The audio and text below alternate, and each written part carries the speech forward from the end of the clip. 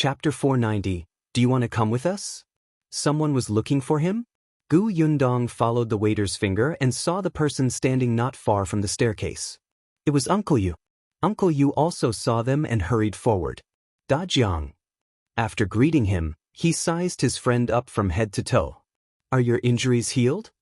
Brother Yu, why are you here? Gu Dajiang was also very surprised. He happily patted Uncle Ye's shoulder. In the end, he accidentally pulled his wound again. Gu Yundong held her forehead. Father, let's go upstairs first. Uncle Yu nodded repeatedly. Yes. Be quiet. I'll help you walk. Uncle Yu actually already knew how Gu Dajiang's injury came about. The last time Xiulan went to the Yu family, he mentioned it, but he didn't say that it was done by the Xiulan family.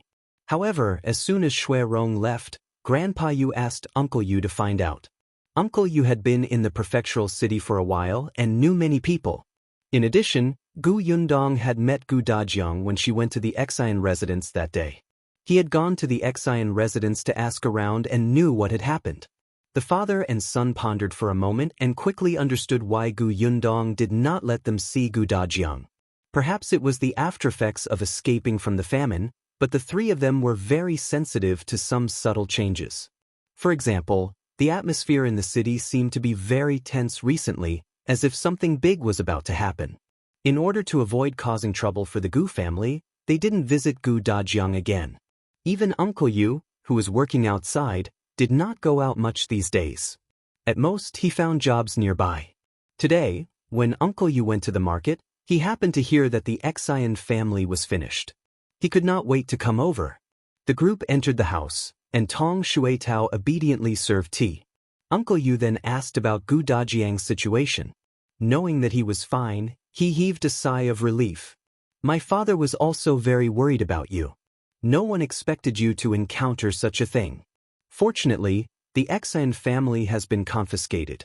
It can be considered retribution. Uncle Yu sighed as he looked at Gu Dajiang. At this moment, Gu Dajiang was completely different from a month ago. It was as if he had become a different person. His face was no longer as gray as before, and his clothes were no longer tattered. Even his spirit was better, and he seemed to have gained weight. He even had a faint aura. He had studied before, and now he looked more refined. Facing Gu Dajiang like this, Uncle Yu felt inexplicably ashamed and uncomfortable. He could not help but tug his hand and ask, By the way, you've recovered. Are you planning to return to the Xuanhe prefecture? Yes, my wife, second son, and youngest daughter are all at home. I want to see them as soon as possible. So, when do you plan to leave? Gu Dajiang pointed at Gu Yundong. You have to ask her. I feel that my injuries are almost healed. It's not a big problem to be careful on the way. However, Yundong said that I have to stay for half a month before she's willing to leave. She's afraid that I won't be able to take it on the way.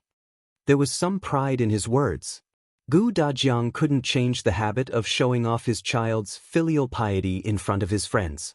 Gu Yundong laughed. Father, don't mess around. Dr. Yu only allowed you to leave this in today.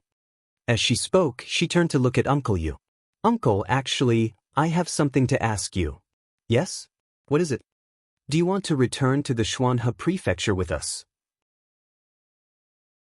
Chapter 491. Going to the Yu family again. Uncle Yu was stunned. To the Xuanhe prefecture? Yes, I was thinking that you cannot return to the village you were in now and you don't have any relatives in the prefectural city. My father has been under your care these few days. He's your friend and can't bear to part with you. Gu Dajiang nodded repeatedly. Yes, why don't you come with us? Gu Yundong continued. Our Yongfu village is actually not bad. The village chief is also kind, and the villagers are very diligent and friendly. If you come, we can take care of each other. I have a workshop in the village and don't have enough manpower now. If you can come and help me, it'll be most at ease. Uncle Ye's fingers moved. Help her? She was clearly the one helping them. She wanted them to know that they wouldn't have to worry about not having a job even if they went to Yongfu village. Uncle Yu was tempted for a moment, but he quickly suppressed it. He thought for a while before saying, I have to go back and discuss it with my father and Xiao Jin. Xiao Jin was his son. Of course. Uncle Yu chatted with Gu Dajiang for a while more. After all, he had something on his mind and returned not long after. Gu Dajiang looked at his back and said to Gu Yundong, "It's unlikely that the Yu family will follow us back to Yongfu village." Gu Yundong was stunned. "Why?" "You'll find out in a day or two." Gu Yundong blinked, but on second thought, she felt that it made sense. After all, they had lived in Wanqing Prefecture for a period of time and had finally settled down. In the end, it didn't make sense for them to go all the way to a completely unfamiliar place. In fact, she was not confident. Forget it. Regardless of whether they went or not, she would respect their choice. 2 days later, Gu Yundong and Gu Dajiang went to Uncle Ye's courtyard. When she passed by that road again, the hooligans who had caused her trouble were no longer there. However, many of the neighbors who lived there greeted Gu Dajiang curiously when they saw him. Especially when they saw 2 servants following behind him, they started whispering. "Gu Dajiang is rich. He even has servants now. Look at his clothes. I saw them at the silk shop last time. They cost 3 taels of silver. Wow, so expensive?" In the past, Gu Dajiang even had to use 3 copper coins sparingly. "Do you think they're going to the Yu family? Is the Yu family going to get rich too?" "Tisk, forget it. Let me tell you, it's been a month since Gu Dajiang left. Only 2 servants have come. He just showed his face today. Didn't you see that the Yu family has been living so bitterly for the past month?" If Gu Dajiang really had a conscience, he would have given the Yu family a couple of taels of silver. The Yu family wouldn't still be living in this lousy place. "Oh, how dare you say that? Do you think a couple of taels of silver come from the wind?" No one dared to say these words in front of Gu Dajiang and the others. They only started spouting nonsense when they disappeared. At this moment, Gu Yundong and the others had already entered the Yu family. Uncle Yu was cleaning the courtyard. When he saw them enter, he quickly came over to help Gu Dajiang sit. "Uncle Yu, I'm fine. You don't have to help me. Don't take advantage of the fact that you're still young and don't pay attention. If you fall ill, you'll suffer when you reach my age." Gu Yundong nodded vigorously. "Grandpa Yu is right." Uncle Yu also came out at this moment. After everyone sat down, Gu Yundong got down to business. Chapter 492, The Yu Family's Decision. "Grandpa Yu, have you considered it? Do you want to return to the Xuanhe Prefecture with us?" Gu Yundong hoped that they would leave together. The Yu family did not have any relatives here. If they encountered any problems, they would be isolated and helpless. At the very least, they would be able to take care of each other when they went to the Xuanhe Prefecture. Moreover, the Yu family had taken care of her father for so long. She wanted to repay them no matter what. Uncle Yu and Uncle Yu looked at each other. A moment later, Uncle Yu wiped his face and said with a smile, "Gu girl, Grandpa Yu thanks you for your kind intentions. However, we still want to stay in Wanqing Prefecture." But Uncle Yu waved his hand and interrupted her persuasion. "I know you want to take care of us.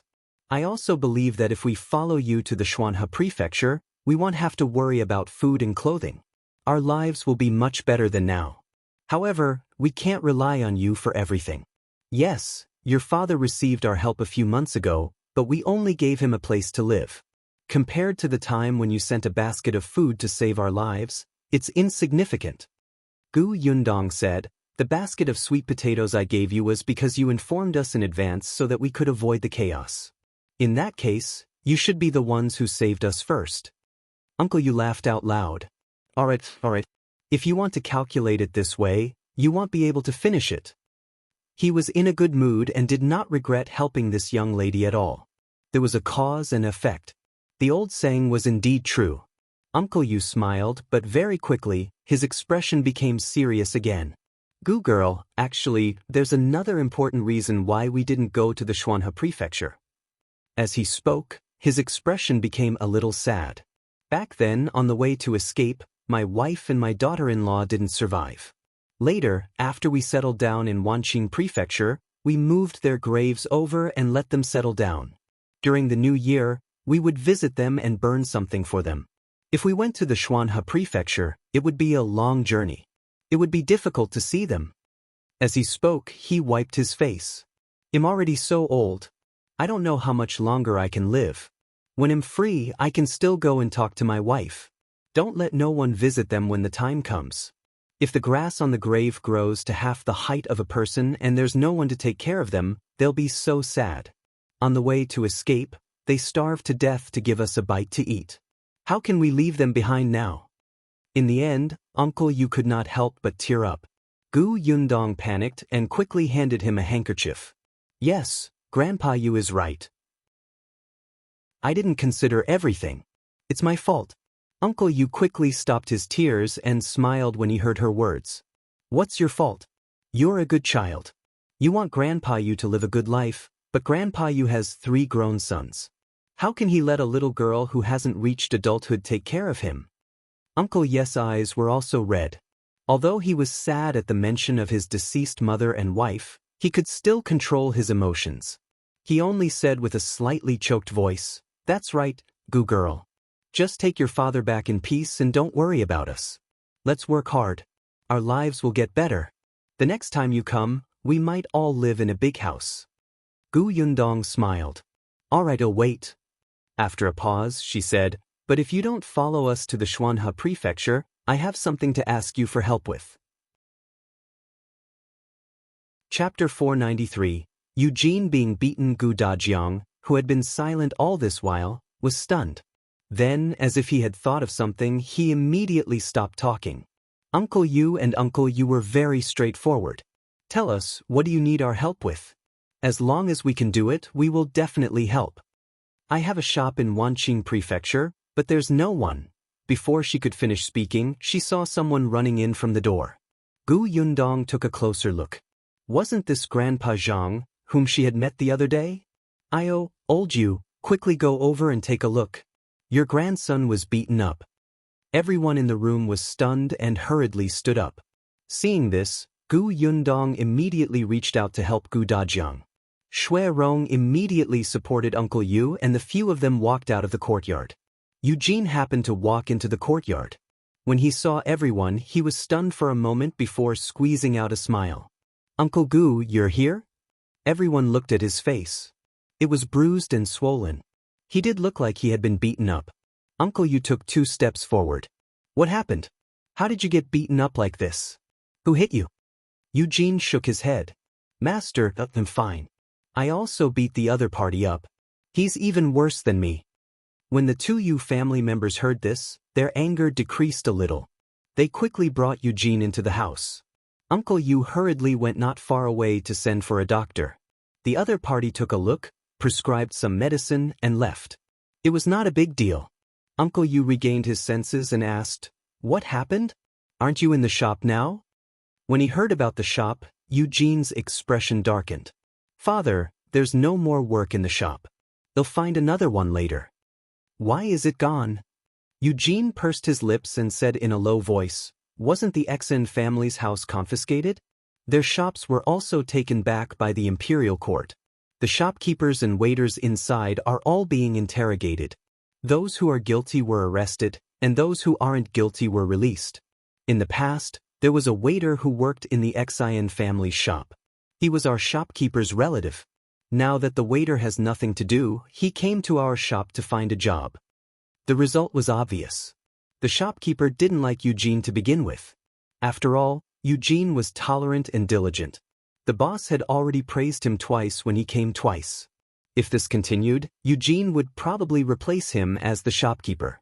This time, his relative came to look for work, and he immediately agreed. He was picky with Eugene, saying that if he kept breaking stuff and his salary would be deducted and he would have to compensate. Eugene could be considered to have been trained to have a good temper. Even so, he could not help but flare up.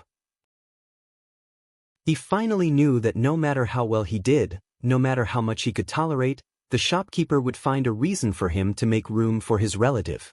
As soon as this anger rose, he simply quit. He pointed at the shopkeeper and scolded him fiercely. The shopkeeper was so angry that he fell backward. The relative beside him, who had been watching the show, rolled up his sleeves and was about to hit him for helping him vent his anger. The 2 of them started fighting in the shop. After all, Eugene had experienced a disaster and had a lot of strength. That person was no match for him. If the shopkeeper had not rushed up to help, Eugene would not have been injured. Uncle Yu and his son were furious when they heard that. This shopkeeper is not a good person. In the past, he used to say that our Xiao Jin did not do well and gave us less money. Now, in order to make room for his relative, he even tormented our Xiao Jin like this. Gu Yundong looked at Gu Dajiang and suddenly said, "That's great."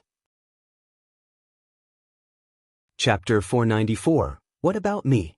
The Yu father and son were speechless. Huh?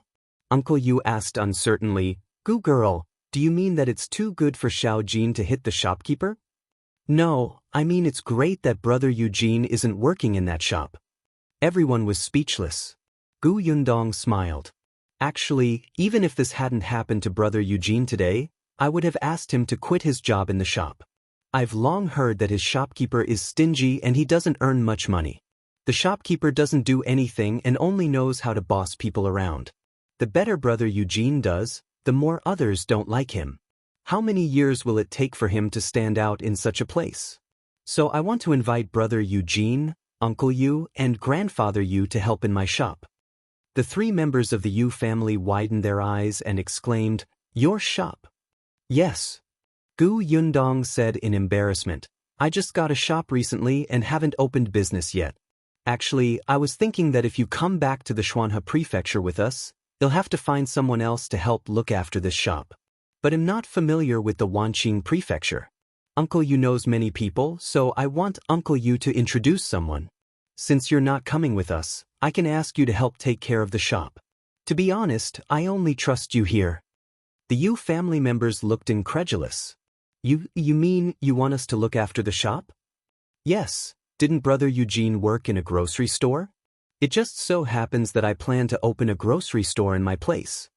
Gu Yundong actually wanted to open a shop selling all kinds of sweets, dried fruits, and preserved fruits, just like Gus in Fengkai County.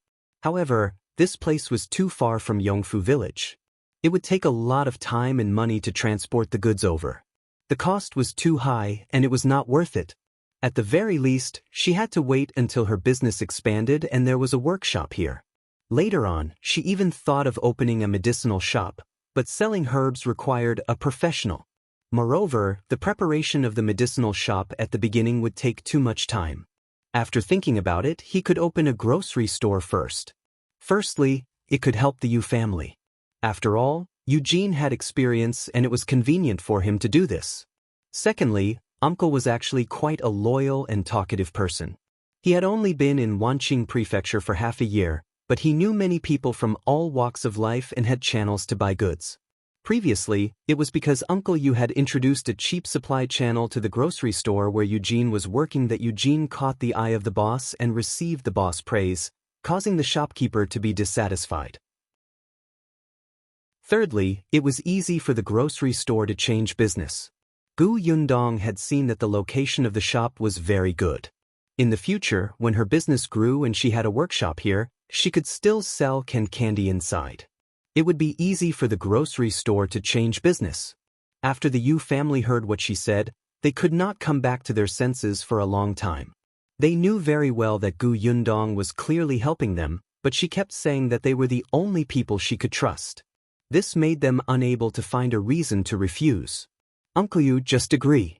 Otherwise, Yundong really doesn't know who to look for. I'm also in a hurry to go home and see my wife and kids. If Yundong's shop isn't settled, we won't be able to leave. Gu Dajiang also persuaded them. Since they had already said this, the three members of the Yu family immediately gritted their teeth and nodded. All right, then we'll help you look after this shop. What about me? At this moment, a faint voice suddenly came from behind. Chapter 495. Let's go see the shop together. Everyone suddenly turned around and saw Grandpa Zhang squeezing out a smile. He chuckled as he approached Gu Yundong and said, Well, Miss Gu, actually, I'm still young, strong, and capable. Do you think I can also go to your shop to help? This person actually didn't leave? The corners of Gu Yundong's mouth twitched. She was a little unwilling to look at Grandpa Zhang. She was silent for a while before saying, Since the shop has been handed over to Grandpa Yu, it's up to them whether they need people or not. Grandpa Zhang immediately turned his head and looked at Uncle Yu pitifully. Old Yu, we've been friends for many years. You know me best. Look, for many years? Their family had only moved here half a year earlier. The corners of Uncle Ye's mouth twitched as he said, "It's too early to talk about this. We still don't know where the shop is, how big it is, or what the situation is. No matter what, you have to wait for us to take a look before we can decide, right?" Grandpa Zhang thought about it and agreed. He quickly said, "All right, then it's settled. If you lack people, you definitely have to look for me. I'm still young and strong." Uncle Yu was speechless. "All right, go home first. We haven't discussed this matter yet. We have to take it slow." Although Grandpa Zhang still wanted to listen, he was afraid that the other party would get impatient and he would really not have a chance. He sighed and looked at Gu Yundong, then at Gu Dajiang and finally at Uncle Yu. Finally, he left reluctantly. Everyone from the Yu family looked helpless.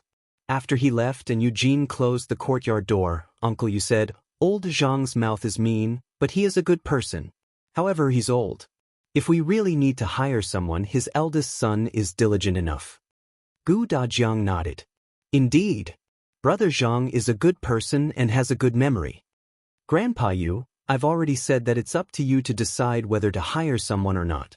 In any case, you're the one paying the wages," Gu Yundong said. "Me? Of course. I'm in the Xuanhe prefecture. Even if I want to come, I can only come once in a year. You have to take care of everything here. Therefore, I've thought about the salary and will give you dividends directly. You can take 30% of what you earn every month. The more you earn, the more you get." "That won't do." Uncle Yu immediately shook his head. "We're just looking after the shop. A fixed salary is enough." Gu Yundong knew that he was unwilling to take advantage of others, so she could only speak patiently from the perspective of a businessperson. "Grandpa Yu, let's not talk about anything else. Let's just say that this is the first time you've opened a shop and are managing it yourself.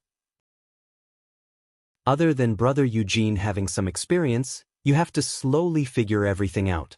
So for the first few months, it will be hard to tell if you'd make a profit. If you lose money and we give you a high monthly salary, you'll definitely feel bad, right?" The Yu father and son looked at each other. Gu Yundong spoke logically and she was eloquent. In the end, they decided on the dividends. In the end, she said, "By the way, that shop has a backyard. It's quite big. You guys can move in there. Firstly, it's convenient. After all, this place is a little far. Secondly, there will be people guarding the shop. It's safer."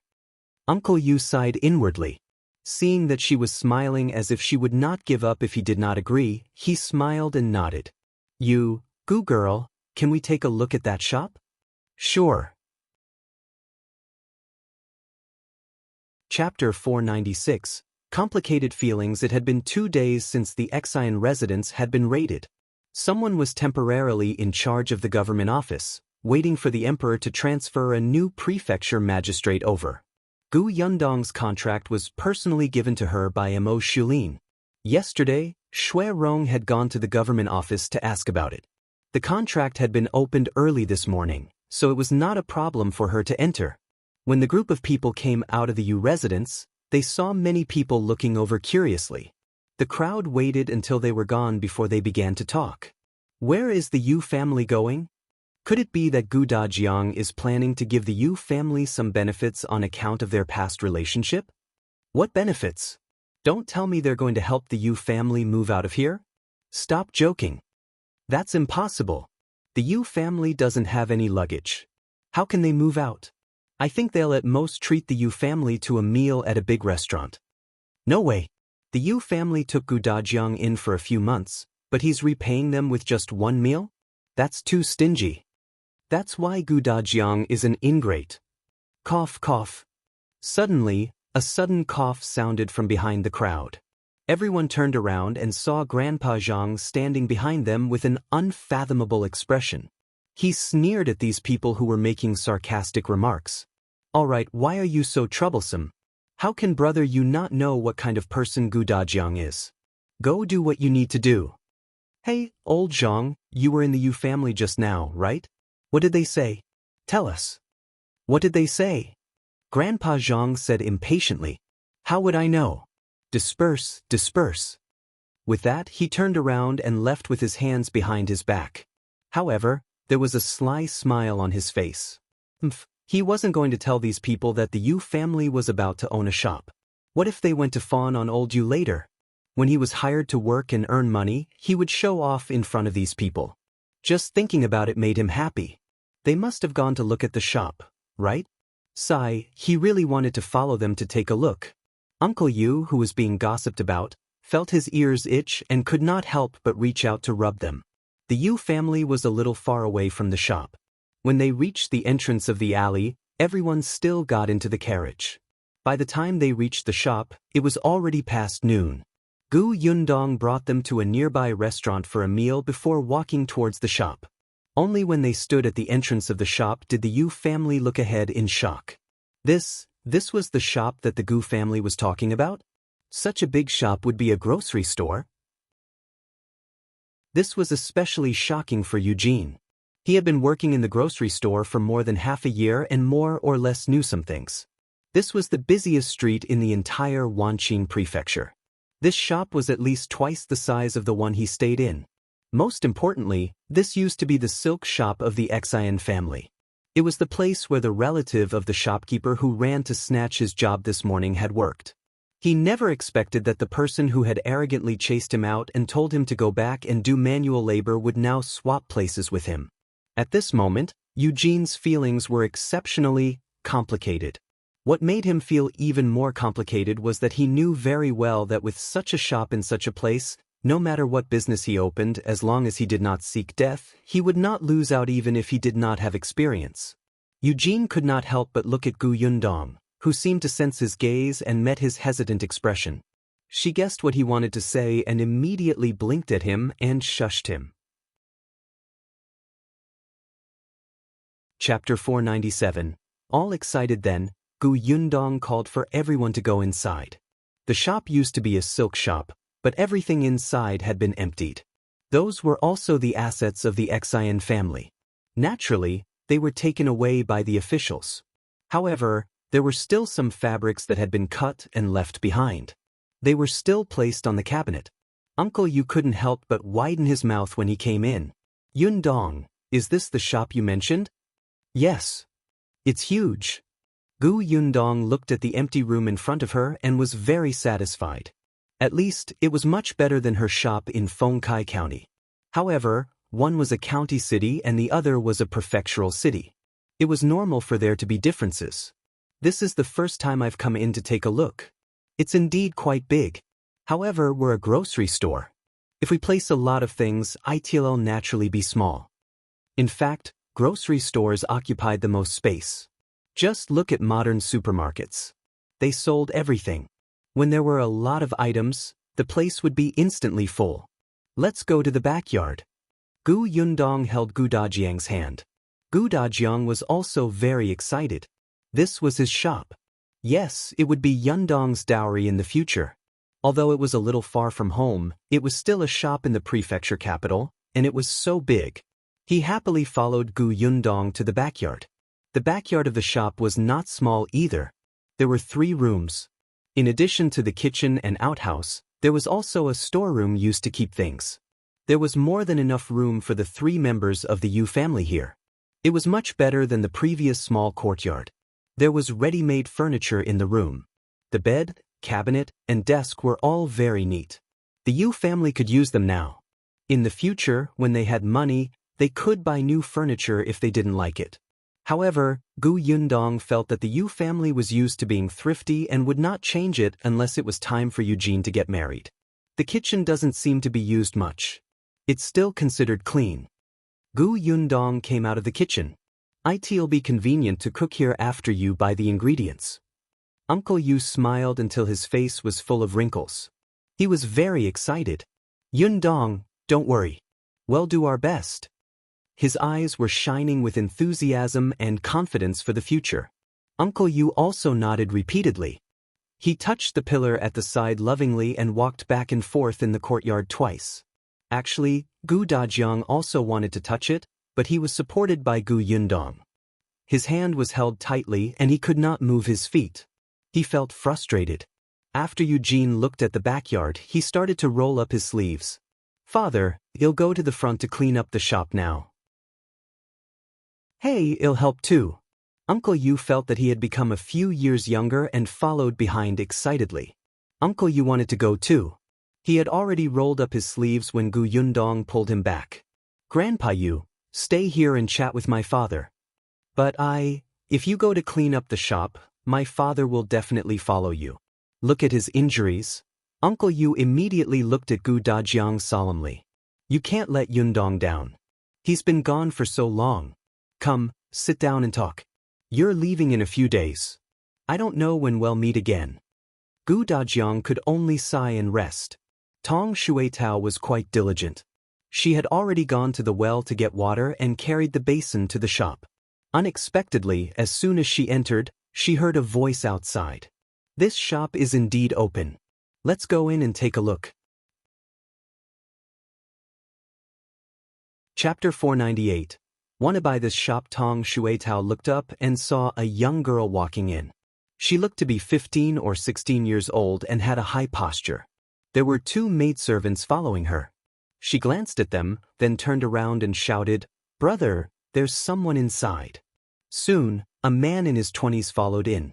He was also dressed in brocade and looked elegant. Eugene had already walked up to them and asked with a smile, "May I ask what's the matter?" He was smiling, but his face was still injured, so his smile looked a little twisted. The girl immediately took a step back. "Stay away from me." Uncle Yu stepped forward. "What's the matter?" The girl asked arrogantly, "Did you buy this shop? Well, be in charge of this shop from now on." The girl sized them up from head to toe for a while. "Just you guys? All right, I want to purchase this shop from you. Just name your price." "Wan, don't be rude," Duan Chen scolded softly. His sister didn't get it, but he did. They were saying they were in charge, which meant the owner was someone else. Duan Wan was a little dissatisfied. "We were the ones who took a fancy to it first. Who knew that someone would intercept us?" The Xen family's shops would be auctioned off by the imperial court after they were confiscated. Furthermore, the earlier the better. After all, the sudden closure of many shops in such a huge prefectural city would affect the lives of the commoners. The Duan family had bought the most shops this time. 1/3 of the Xian family's shops had gone into their pockets. However, while Duan Qian had bought so many shops, the one he wanted the most was not on the auction list. He felt that it was strange and went to ask. Those people only said that it had been sold. Duan Qian thought very highly of this shop. The size was secondary. The main thing was that it was in a good location. He had been determined to get this shop before, and he did not expect such an outcome. Since the seal on the shop was removed this morning, he had gotten someone to watch over it. If they saw the owner, they had to quickly return to the Duan family to report. That was why he came to the shop with Duan Wan, who insisted on coming along when he heard the news. Seeing that the Yu father and son didn't look too good after hearing Duan Wan's words, he immediately pushed Duan Wan back and took a few steps forward. He said politely, "Little brother, I'm from the Duan family. I want to talk to your boss about this shop. I wonder if it's convenient for you to introduce me to them." The Duan family? Uncle Yu and Eugene were naturally not unfamiliar with the Duan family. In their eyes, this was a colossus like the Xan family. Previously, the Xan family was still suppressing them. Now that the entire Xan family had been exterminated, there was no one in the Wanqing prefecture who could suppress the Duan family. The Duan family wanted to buy this shop? The two of them immediately became worried. This was not to be trifled with. Uncle Yu was about to go in to look for Gu Yundong, but Tong Shuitao had already turned around smartly and gone in. She didn't dare to let Gu Dajiang and Uncle Yu know. She could only whisper into her Miss' ear, "Miss, there are 2 people outside who call themselves the Duan family's young miss and young master. They want to buy our shop." The Duan family? Gu Yundong raised her eyebrows. When she saw Gu Dajiang looking over, she quickly said, "Father, chat with Grandpa Yu first. He'll talk to Uncle Yu and the others about how to set up this shop and repair it. When Gu Dajiang saw Tong Shuetao's expression just now, he knew that it was definitely not that simple. However, he was afraid that Uncle Yu would be worried, so he did not say anything and only nodded. Gu Yundong gave Shui Rong a look and asked him to watch the two of them while she brought Tong Shuetao to the shop in front. Chapter 499. What does the shop do? Gu Yundong walked into the shop and recognized him at a glance. At the same time, Duan Qian and Duan Wan also recognized her. The two of them immediately narrowed their eyes and straightened their expressions. Duan Qian instantly smiled. So it's Miss Gu. We didn't have the time to talk the last time we met. I didn't expect to see you again today. The father and son of the Yu family were surprised. The Gu girl actually knew the eldest young master of the Duan family? Gu Yundong smiled. I heard that young Master Duan wants to buy our shop? Duan Qian sighed inwardly. After seeing Gu Yundong, he knew that there was not much hope. Others might consider the Duan family status and sell the shop to them if they were unwilling to offend the Duan family. But this Miss Gu. Actually, after Gu Yundong left that day, he had asked Mo Xiulan about her background. Mo Xiulan only said, "She's not a big shot. She doesn't have any background. However, I don't dare to offend her. Oh, and it's also because of her that your family can do this sugar business. So if you see her next time, stay away." Duan Qian had yet to recover from the shock of this girl being associated with the sugar business when he was stunned by Mo Xiulan's incoherent words. Since she didn't have any background, why didn't he dare to offend her? If he had a sugar business because of her, why shouldn't he say thank you when he saw her? Instead, he had to stay far away? However, Mo Xiulan did not say anything else. Others also kept their mouths shut even when he asked them. However, Duan Wan had told her that at the entrance of the Exin residence that day, she had personally seen Miss Gu throw a stone at the back of the head of the fourth brother who was following Lord Mo. Not only was he not angry, he even invited her in with a smile. This series of actions was really confusing, but Duan Qian understood.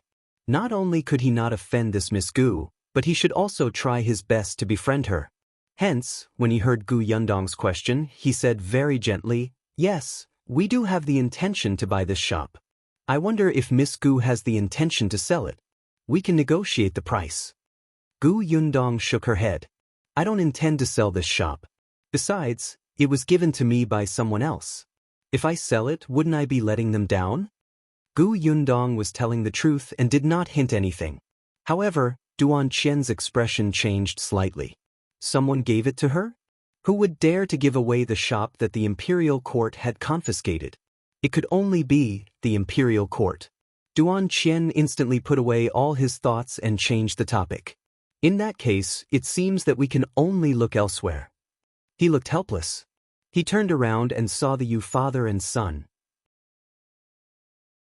He then looked at the relatively neat shop and asked curiously, "Miss Gu, are you planning to open for business? What kind of business are you doing? If you need me, just tell me. The Duan family can still be of use in Wanqing Prefecture." Gu Yundong actually wanted to be on good terms with the Duan family, especially when Duan Qian's attitude was very friendly. After all, she was going to leave soon. If the three members of the Yu family opened a shop in such a prosperous area, they would easily be targeted if they did not have any backing. Young Master Duan came at the right time. Hence, Gu Yundong asked Tong Shuetao to tidy up the tables and chairs. After inviting Duan Qian and Duan Wan to sit down, she said, "I do plan to tidy up and open for business." "Oh, will you continue to sell satin and cloth, or tea and wine? Or maybe jewelry?" Chapter 500. Gu Yundong is not an ordinary person. Gu Yundong was silent. "Is that all you can think of?" She looked at Duan Qian and his sister, whose eyes were curious, and said, "It's going to be a grocery store." Duan Qian was speechless. The commotion on the street outside was a little loud, and he didn't seem to have heard her clearly. Duan Wan stood up directly. "What did you say? A grocery store? You're using such a good shop in such a good location as a grocery store?" Duan Qian suddenly reacted and pulled her. Wan, don't be rude." Duan Wan snorted angrily and suddenly turned her head away, not saying anything else. Gu Yundong laughed. It's precisely because the location is good that it's used as a grocery store. I looked at the entire street. There are only 2 grocery stores, and they're small and incomprehensive. People need it urgently. Duan Qian thought for a moment. He had really not noticed this. The Duan family was mainly in the tea business. Of course, they had dabbled in other businesses, but he really didn't have a grocery store. As for whether it was convenient for shopping or not, with their status, they would not care. There were servants who would do it. Now that he heard Gu Yundong's words, it made sense. Young Master Duan, are you looking down on my small grocery store? Gu Yundong asked with a smile. Duan Qian immediately shook his head. Of course not. It's just unexpected. Will young Master Duan still take care of our small grocery store? Miss Gu is too humble. No matter what, we've met twice. I'm thick-skinned enough to call myself your friend. Friends naturally take care of each other. Thank you very much. Gu Yundong then introduced the Yu father and son. These are Uncle Yu and Brother Eugene. They will manage this shop from now on. Uncle Yu, you heard what young Master Duan said. If you encounter any trouble in the future, feel free to look for him. We are friends. Duan Qian, I didn't expect you to be so good at climbing up the ladder. The corners of Duan Wan's mouth twitched. Couldn't this woman tell that he was just being polite? Uncle Yu was a little excited and nervous, and his palms were sweating. Although he had gotten used to it, he had never interacted with someone of Duan Qian's status. Hello, young Master Duan. I'm Yu Yanghong. Please take care of me. Duan Qian stood up. Manager Yu, you're too polite. He had heard that Lady Gu addressed the Yu father and son as uncle and brother. In other words, she did not treat them as ordinary subordinates. They had a deeper bond. He looked at Gu Yundong. Miss Gu, do you mean to leave Wanqing Prefecture? Yes, I'll leave after a while. I might come over occasionally in the future. The next time I come, I'll bring something for young Master Duan. Perhaps we can work together? Duan Qian was stunned. She was indeed not from Wanqing Prefecture. However, he quickly became interested in the collaboration she mentioned. He wanted to know more, but Gu Yundong did not elaborate. The two of them exchanged a few polite words. Duan Qian left a jade token and told Uncle Yu to look for him if anything happened. Then he left. To be able to leave behind a jade token was already very sincere. Gu Yundong walked them out. Looking at their backs as they spoke at the door, Uncle Yu heaved a sigh of relief and said, no wonder the Gu girl could protect her mother and younger siblings all the way to the Xuanhe Prefecture in such a difficult environment. She even got a shop and servants in just half a year. This girl is not an ordinary person. Eugene nodded and looked down at the jade pendant in his hand. Father, this. Chapter 501. Shop sections. Uncle Yu also took a look, then carefully put away the jade token. This jade token is a favor from the Duan family. It can only be used for a limited number of times. If we can solve the trouble, we'll solve it ourselves. Unless we really have no choice, we won't look for the Duan family. Eugene understood, but the fighting spirit in his heart was getting higher and higher. That's right. The younger sister of the Gu family was 2 years younger than him, but she was so capable. Now that his starting point was already so high, he would definitely be able to achieve something. Gu Yundong returned and saw that Uncle Yu and his son had begun to clean the shop diligently again. She went to the backyard. Gu Dajiang had been very worried about what had happened in front of the shop. He seemed to hear a few unfamiliar voices. He almost could not help but go over to take a look. When he saw Gu Yundong return, he hurriedly asked, "What happened ahead?" "It's nothing. It's just that someone wants to buy our shop, so I rejected them."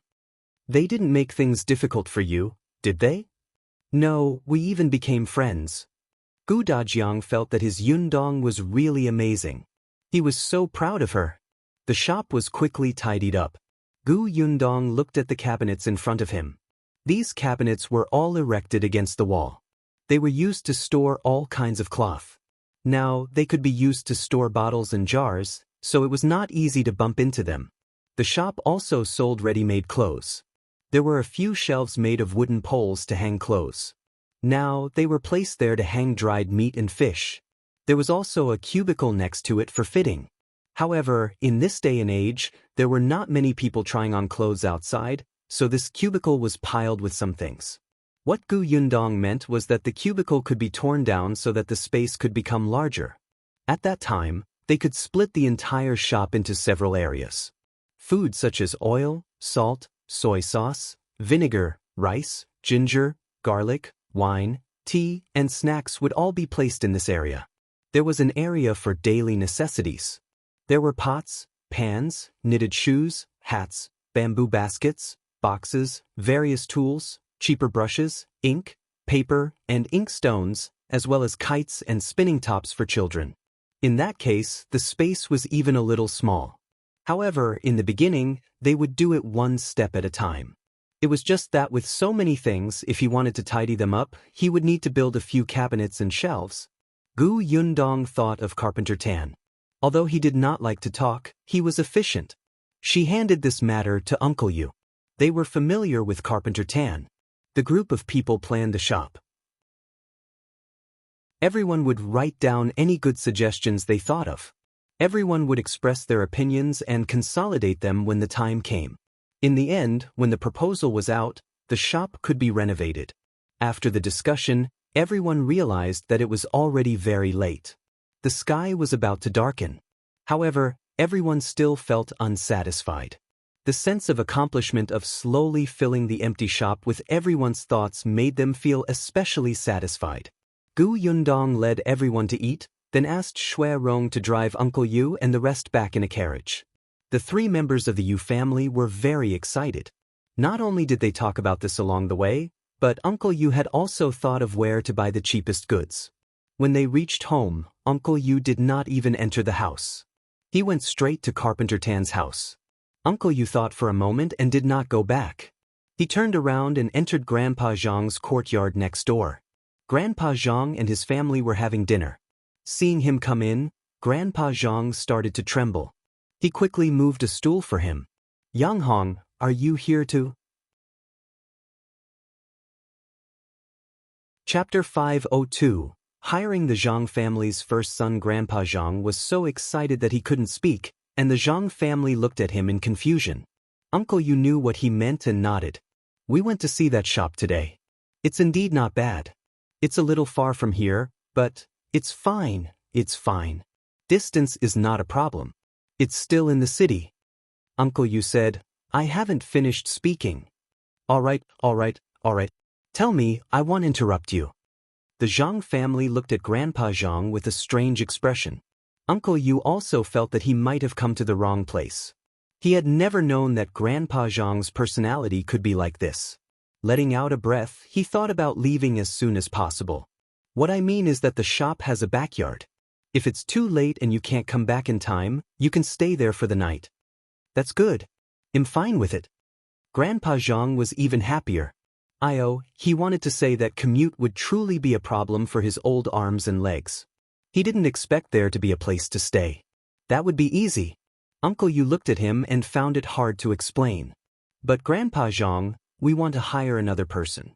We plan to hire Brother Zhang." "What?" Grandpa Zhang's expression changed in a second. He suddenly stood up and raised his voice. "What did you say?" The Zhang family finally understood. The person called Brother Zhang widened his eyes and asked in disbelief, "Yang Hong, do you mean that your family is going to open a shop now? Do you even plan to hire me as a shop assistant?" "I do have such plans. That shop belongs to the Gu family. They want to take care of our family. However, the shop is indeed big. I know that Brother Zhang is diligent, honest, and tolerant. I thought that if you're willing, you can go to the shop to help." Brother Zhang's eyes lit up and he instantly straightened his back. "I'm willing, of course I'm willing." The Zhang family completely understood and were immediately overjoyed, especially Brother Zhang's wife. When she heard that her man had found a stable job, her eyes turned red. The others were very envious, but they were also happy for him. If Brother Zhang worked in the shop, the entire family would benefit. Grandpa Zhang was the only one left. He snorted coldly and turned his back to everyone. He squatted on the ground and sulked. Uncle Yu didn't know whether to laugh or cry. "Grandpa Zhang, We didn't mean to make things difficult for you. It's just that this job requires strength. I hired Brother Zhang to go elsewhere to collect the goods. There are many places to go every day. I know Grandpa Zhang is young and strong, but am afraid of exhausting you, right? Grandpa Zhang's wife couldn't help but kick his foot. Alright, don't you know how old you are? You're panting after taking a few steps. You still want to follow them everywhere? Aren't you afraid of falling sick from exhaustion? When the time comes, even if you earn money, you won't be able to live to enjoy it. Wake up, didn't the Yu family hire our first son? If you continue to have such a bad expression, what will happen to you if he loses the job? Grandpa Zhang immediately stood up from the ground. That won't do. Yang Hong, you promised me that you would hire my first son. Of course. Only then did Grandpa Zhang become happy. Forget it. If his son went to do it, so be it. He could also show off to others. However, there was no time for him to show off. When Uncle Yu went to Carpenter Tan to talk about this, someone happened to come to look for Carpenter Tan to order something and heard Uncle Yes' words from beginning to end. The neighbors in this area instantly knew that Gu Dajiang's family had opened a shop and handed it to the Yu family to manage. Chapter 503. Barraged. More importantly, this shop was located in the center of the prefectural city. It was the best location in the city. It was said that the shop was very big, the size of 2 grocery stores. Alright, everyone was in an uproar. Then, they swarmed towards the Yu family's house. They were so crowded at the door that they could fight. All of them used the best eloquence in their lives to recommend themselves desperately, wanting to work in that shop. Until Uncle Yu told everyone in a regretful tone that he had already hired the eldest son of the Zhang family next door. Everyone was stunned for a moment before they started scolding old Zhang. I wondered why he was hypocritically telling us not to spout nonsense this morning. Did he already know about it? That's right. Wasn't he at old Yes' house in the morning? He must have heard the entire process. I saw Yang Hong go to old Zhang's house just now. Oh my, if I had known, I would have stopped him. All of them instantly scolded the pretentious old man Zhang. Therefore, when he gathered his emotions and planned to go out to brag and tell everyone that his son had got a job, he was almost beaten up by his neighbors. When the 3 members of the Yu family heard the commotion outside, they all smiled and went to bed to rest. In the following days, Gu Yundong and the Yu family began to renovate the provision store. The eldest son of the Zhang family also came to help. He was indeed diligent. Carpenter Tan sent over all kinds of sturdy shelves in a few days. Everyone was in high spirits and set them up one by one. In an instant, the place became decent. Gu Dajiang had come once. He had been forced by Gu Yundong to recuperate in the inn. Now that his wound had already scabbed over, it was just itchy and uncomfortable. Sometimes, Gu Dajiang couldn't help but grab it, and it would bleed. Gu Yundong asked Shui Rong to keep an eye on him. She even wrapped Gu Dajiang's 10 fingers in gauze. Gu Dajiang didn't know whether to laugh or cry as he looked at his thick fingers. He didn't expect such a day to come for him. During the renovation of the shop, Duan Chen came twice. Gu Yundong found this person quite interesting and even invited him to the Xuanhe prefecture when he was free. Unexpectedly, Duan Chen agreed. I do want to make a trip to the Xuanhe prefecture. I heard that someone started manufacturing and selling white sugar in that place. Gu Yundong, who had created white sugar, was speechless. She could only touch her nose and laugh dryly. Duan Wan had never been here. Anyway, Gu Yundong felt that she was making a fuss. Perhaps because there was no pressure from the Xan family, as the young lady of the Duan family, she was a little arrogant. After the shop was renovated, Uncle Yu brought the eldest son of the Zhang family to the countryside to collect things, including eggs, food, and some daily necessities. He had already contacted the providers a few days ago. Now that he had given them money, he could just bring them back. On the first day of business, Gu Yundong invited the lion dance team over to have a good time. Most importantly, she had invited Duan Chen over. As the heir of the Duan clan, Duan Chen's face was not unfamiliar in this city. Everyone who came to watch the show knew that the Duan family was endorsing the shop. Originally, some of the wealthy families in the city who wanted to buy this shop, and even the small officials and generals with some power had all given up their thoughts now. Instead, they openly bought some gifts to congratulate the shopkeeper on opening. It was just that when they saw the shop's plaque, they were a little speechless. Why? Was this a grocery store?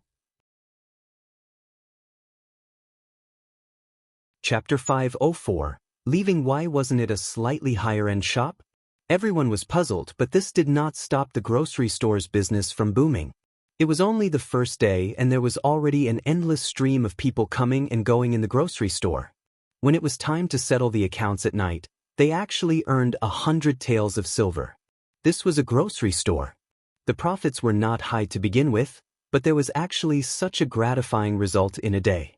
Nowadays, Eugene was the one who kept the accounts in the shop. Uncle Yu did not know many words, so it was too difficult to keep the accounts. The Yu family was overjoyed. Seeing how excited they were, Gu Yundong simply brought everyone to the restaurant for a meal to celebrate. Of course, it could also be considered as a farewell party. She planned to leave. When the Yu family heard this, their joy decreased by more than half. Uncle Yu frowned even more. You're leaving just like that? Isn't that a little too fast? Has Dajiang recovered from his injuries? Didn't you say last time that he would need to recuperate for half a month?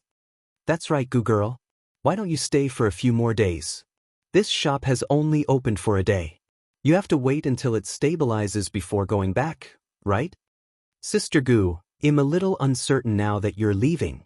Even the eldest son of the Zhang family, who had always been very quiet, put down his chopsticks and advised, wait a few more days. Gu Yundong laughed. You're too humble. Although I was in the grocery store today, I didn't speak or help from the beginning to the end. No matter what happened or who you met, you were the ones who were busy. Moreover, you were methodical and clear. I think it's very impressive.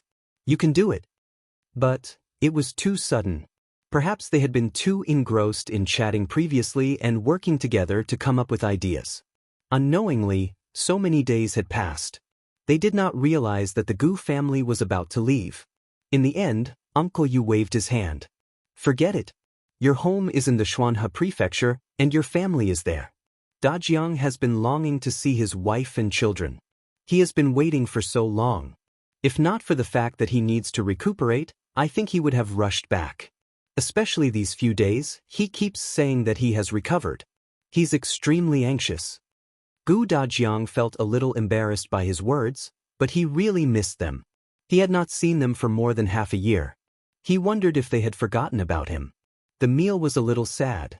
Before leaving, Gu Yundong told Eugene about his aunt and uncle, as well as his uncle, who were still missing. I've pasted their portraits on the notice board. I'll leave two for you. The address on this is the grocery store. If anyone comes looking for me, send me a letter. Eugene took the portrait carefully. Don't worry, Sister Gu. I'll get my father to ask around when he collects goods. If there's any news, I'll inform you immediately. Thanks a lot. Eugene pursed his lips. We should be the ones thanking you. Sister Gu, take care. I'll keep an eye on this shop and record the accounts. I'll wait for you to come back and review them. Okay. Gu Yundong left. After leaving the restaurant, the two sides parted ways. After returning to the inn, the few of them began to organize their things, planning to leave Wanqing Prefecture the next day. Hearing that they were leaving, the waiter of the inn was actually a little reluctant. After all, they had already stayed here for a month and a half, and Miss Gu was a generous person. If he helped her, he would be rewarded with silver. He had already cultivated a deep friendship with her, and he almost thought that they were living in the inn forever.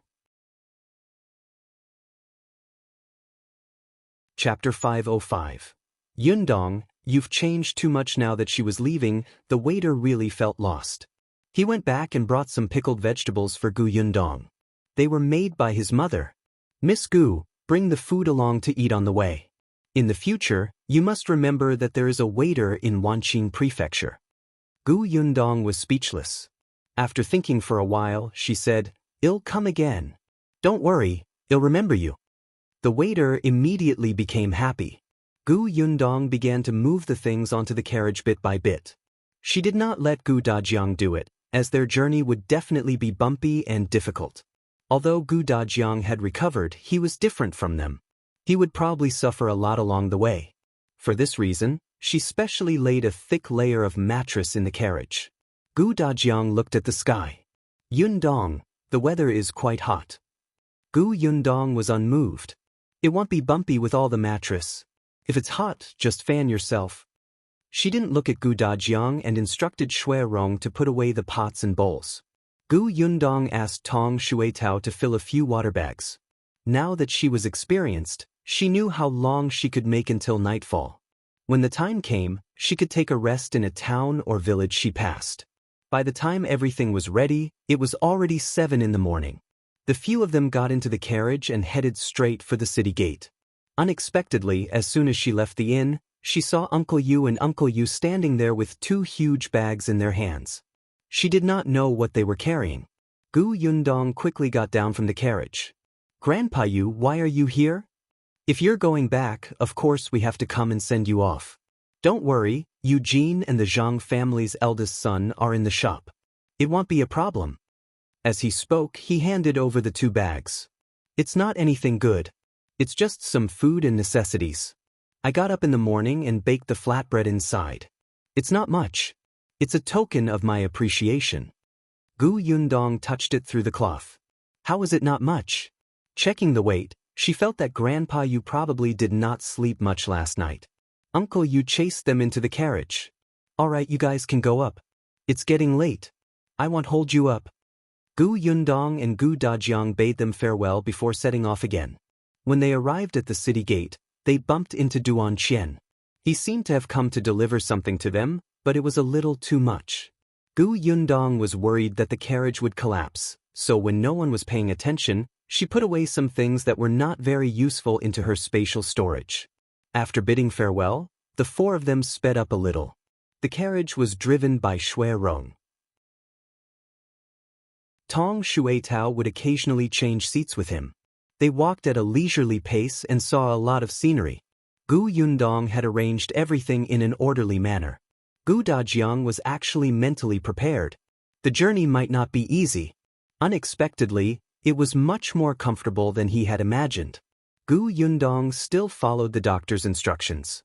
She would rather walk slowly on the road to ensure that they had good food, especially Gu Dajiang, who needed more nourishment. Therefore, she would personally cook. Gu Dajiang watched her cook the porridge steadily, his eyes filled with relief and joy. "Father, come take it. It's very hot." Gu Yundong brought him a bowl and Gu Dajiang instantly came back to his senses. He took a bite slowly and his eyes lit up. "You can actually make such delicious porridge in the wilderness." Gu Yundong smiled. Gu Dajiang continued, "Yundong, you've changed too much from before." Gu Yundong's heart skipped a beat. Finally it was here. Chapter 506. So, the same person. Gu Yundong's fingers paused and she heaved a sigh of relief in her heart. However, she had already thought of the words she had prepared before. Unexpectedly, before she could speak, she heard Gu Dajiang sigh faintly. "Indeed, that person is right. You have really grown up." Gu Yundong was speechless. What did he mean? "Father, that person? Who was it?" Why did it feel like she couldn't use the words she had thought about 100 times? Gu Dajiang took another sip of porridge before saying, "That person was a traveling Taoist priest. He was especially capable. I had been studying for a few years and didn't really believe what these people say. If you hadn't cried too hard back then and couldn't be put into sleep no matter what, and the doctors couldn't do anything, I wouldn't have listened to him." Gu Yundong was a little confused. "Wait, what did that mean?" Gu Dajiang explained to her, "Your mother was beaten up by Madame Zhao until she gave birth prematurely." He no longer called the 2 people from the Gu family his parents. Gu Yundong had already told him that while he had distracted the attention of the bandits for the sake of his family, in the end, his family of 4 had been chased out of the team by his parents to fend for themselves. In that kind of environment, his father knew that his wife was foolish and his children were young. There was only one outcome for them after they were chased out, but his father still did it. Although Gu Dajiang had long been disappointed in his parents, This time, he had really severed all ties with them and would no longer treat them as family. When you were born, you were thin and small, and your breathing was extremely weak. However, you kept crying. No matter how we coaxed you, it was useless unless you cried until you were tired and fell asleep. It was that traveling Taoist who helped you stop crying. He also said that your soul was unstable, and in the future, you would be an extremely easily agitated person until you were 14 years old. If you safely survived a death tribulation and your soul returned to your body, you would truly grow up. Gu Yundong was dumbfounded. Return of the soul? Why was it like listening to a heavenly book? She frowned and thought carefully about the host's personality. She was indeed a sentimental person. She could cry for 2 hours under the blanket for small matters. She had never liked the host's personality. She felt that if she didn't stand up for herself in such an environment, how could she not be bullied? She had been very puzzled. With Gu Dajiang's personality, how could he have raised such a fragile daughter? Now that she heard him say this, she could understand. Wait a minute. Gu Yundong's frown deepened. She thought of her life in the modern world. She was the complete opposite of the original owner of the body. Be it in the orphanage or later in society, she looked at everything indifferently and coldly. Therefore, she did not even have a friend. She did not even feel a deep bond with her foster parents who had adopted her. Gu Yundong could not help but fall into deep thought. So, her modern self was also in an unstable state? Because of a famine and an apocalypse, the two of them experienced a death tribulation and became one? Gu Yundong pursed her lips tightly. Now that she thought about it, some things were very strange. For example, how she was easily moved by her mother and siblings. In just a month, she was able to take care of them, protect them, and feel sorry for them. For example, even though she had never met Gu Dajiang, she could still feel her heart ache and panic when she saw him seriously injured. Was it because they were her family to begin with? That little girl is gone. Yundong, what's wrong? Gu Dajiang saw that she was silent and didn't know what to think. He shook her worriedly. Gu Yundong suddenly came back to her senses. When she looked at Gu Dajiang again, her emotions surged and she could not calm down for a long time. After a long time, she took a deep breath and smiled brightly. Father, it's so good to have you around. Gu Dajiang grinned and patted her head. I should be the one saying that. Yundong, I'm very glad that you survived that calamity. You're still here. So happy that I don't know what to say. What Gu Dajiang was most afraid of was that she wouldn't be able to survive the death tribulation at the age of 14. Now that everything was in the past, Yundong would be safe and sound in the future and live a long life. Gu Yundong let him touch his head. Tears welled up in her eyes. It was great. Really, these were her parents and her family. She did not occupy anyone else's body. All of this was hers to begin with. It turned out that she was not alone. Not far away, Shui Rong and Tong Shuitao could not help but look at each other when they saw that the two of them were a little sad. They stayed far away and did not ruin it. After eating the porridge, the group set off again. Perhaps because they had finally talked about it, Gu Yundong was not as restrained as before. Their relationship seemed to have taken a step closer. However, seeing that they were getting closer and closer to the Xuanhe prefecture, Gu Yundong could no longer hide the things that she had kept to herself. Gu Dajiang acutely noticed that she had been hesitating for the past few days. Actually, Gu Dajiang had a feeling that Yundong had something to say. She had always told him happy things, but how could everything go according to plan in life? He sighed slightly. If you have something to say, say it. I'm not someone who can't take things. Gu Yundong looked at him and finally said, when we were chased away by the old Gu family, younger uncle was sent away by them. When younger uncle returned and did not see us, he also left the old Gu family. Until now, his whereabouts are still unknown. The carriage slowly moved forward. Shui Rong was driving the carriage outside, and Tong Shuitao was sitting on the shaft. Only Gu Yundong's soft voice could be heard in the carriage. There's also eldest aunt's family. Eldest aunt and uncle have been separated from Mulan and Yuan. Cousin Meng is dead. Gu Dajiang's body trembled slightly. His eyes widened, and his breathing quickened. After a long time, he calmed down slightly, but his voice was slightly hoarse. Then what about Yuanji? Yuanji was brought back to the Yongning prefecture by Ding Jincheng and sent to the Gu family. The last time I went to the Yongning prefecture to look for you, I saw that he wasn't doing well, so I made a plan to bring him out. He's at our house now, going to school with Yunshu. It's just that I don't know where eldest aunt and the others are. Gu Dajiang clenched his fists tightly and lowered his head. He didn't speak for a long time. Father, I'm fine. Gu Dajiang waved his hand. I'm already mentally prepared. It's fine. How many people had died on the way to escape? He was very clear about it. However, Bien Mulan's death still made him feel heavy-hearted. He seemed to still remember the little girl who hugged his thigh and called him uncle. In the blink of an eye, she had grown up and gotten married.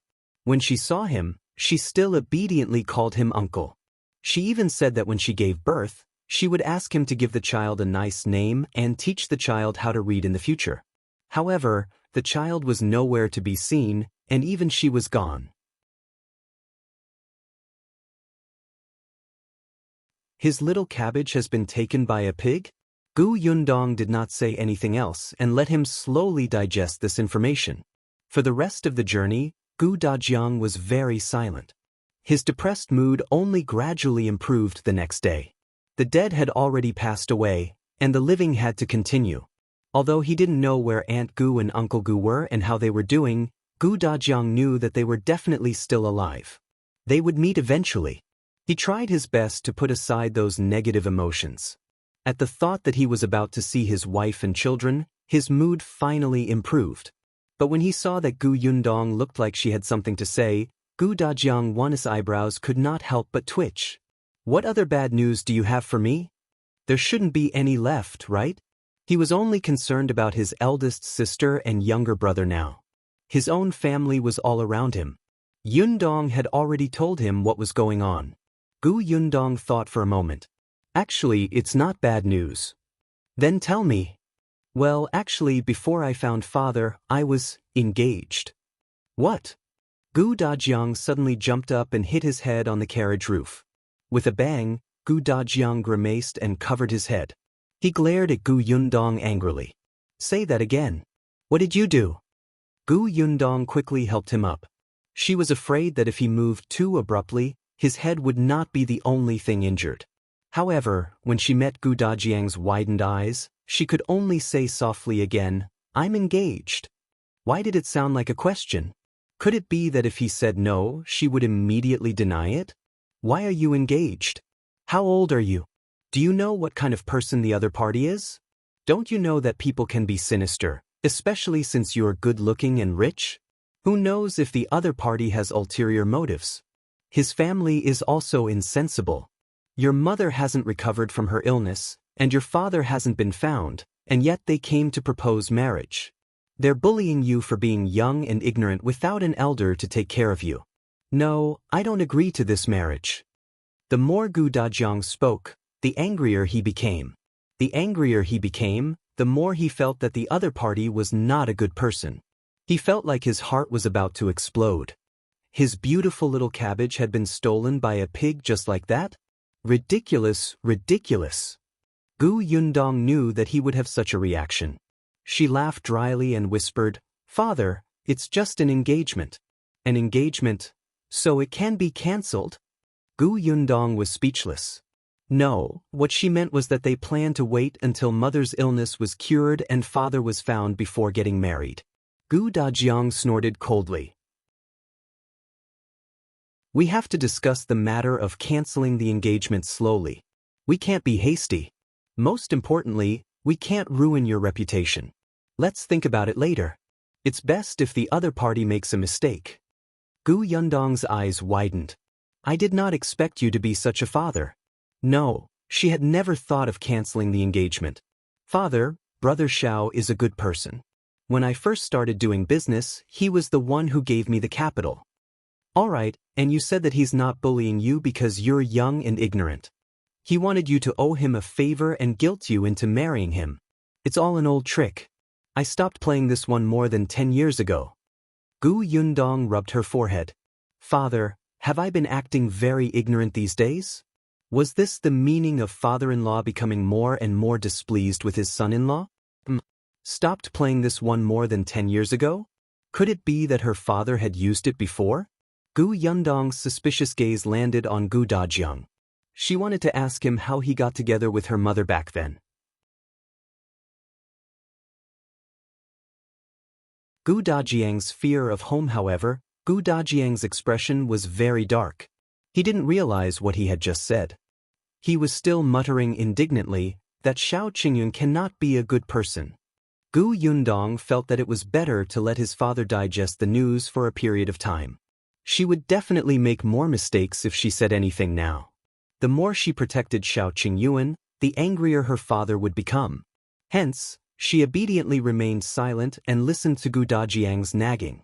She scolded Xiao Qingyun terribly. Seeing her like this, Gu Dajiang stopped after saying a few words. However, he was still whining unhappily.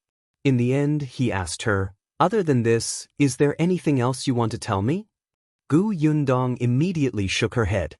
Other than making the old Gu family half dead, there should be nothing else. Only then was Gu Dajiang slightly satisfied. However, he had to criticize Xiao Qingyun from time to time for the rest of the journey. Gu Yundong did not know whether to laugh or cry. Were all fathers like this? Her mother liked Xiao Qingyun very much. Of course, she didn't dare to say this to Gu Dajiang. A few days later, the carriage finally passed Xuanhe Prefecture and arrived at Fengkai County. When they reached the familiar place, Gu Yundong relaxed. She went to look at Gu Dajiang, but he was very silent and looked a little uneasy. "Father, are you feeling unwell?" "No." Gu Dajiang coughed lightly and hurriedly shook his head. He was just a little nervous. "Yes, nervous." After entering the county city, Gu Dajiang asked Gu Yundong for a bronze mirror. She had placed it in the carriage. The first time Gu Dajiang saw it, he thought that his Yundong had grown up and knew the importance of beauty. He did not expect to use it now. Holding the mirror, Gu Dajiang looked at himself carefully and asked his daughter, "Look at Dad. Does my complexion look bad? Am I very haggard with dark circles under my eyes? Or do I look old? What if your mother can't recognize me?" "Father, why do you make it sound like you're going on a blind date?" She looked at Gu Dajiang seriously and nodded seriously. "No, Father is very handsome. You're like a handsome young master. Mother will definitely recognize you at first glance." "Yeah, right?" Gu Yundong nodded vigorously. Gu Dajiang took a closer look before returning the bronze mirror worriedly. Gu Yundong comforted him and diverted his attention. "Father, relax. Do you want to take a look at the county? Well, come often in the future. Would you like to familiarize yourself with it first?" Gu Dajiang felt that it made sense. He lifted the curtain and looked outside. He even reminded Shui, who was riding, "Slow down and take a look at the county city. Don't go to the wrong place in the future." Gu Yundong was speechless. Only Tong Shuitao was excited. As if she had returned to her territory, she excitedly introduced the scenery by the roadside to them. Gradually, the carriage approached Gus. Seeing the huge plaque at the door, Tong Shuitao couldn't help but raise her voice.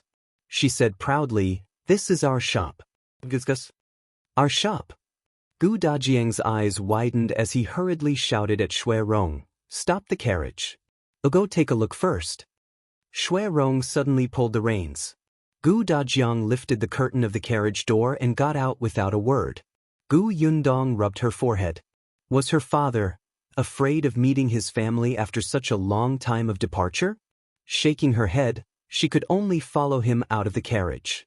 However, as she approached Gus, she suddenly stopped in her tracks.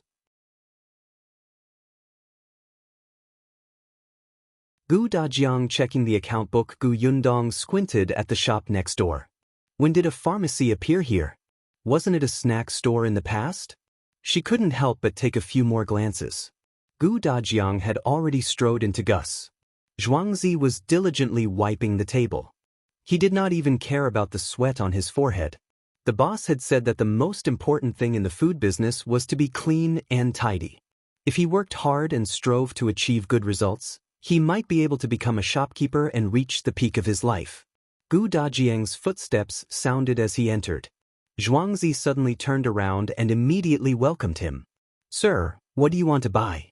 We have the most high-end white sugar in our shop. It's exclusive in the entire Fengkai County. There's also canned dried fruit and jam. Look, they're not expensive. Everyone who has eaten them says that they're delicious. Zhuangzi saw that the stranger was unfamiliar and looked around the shop curiously when he entered. He knew that this was his first time here.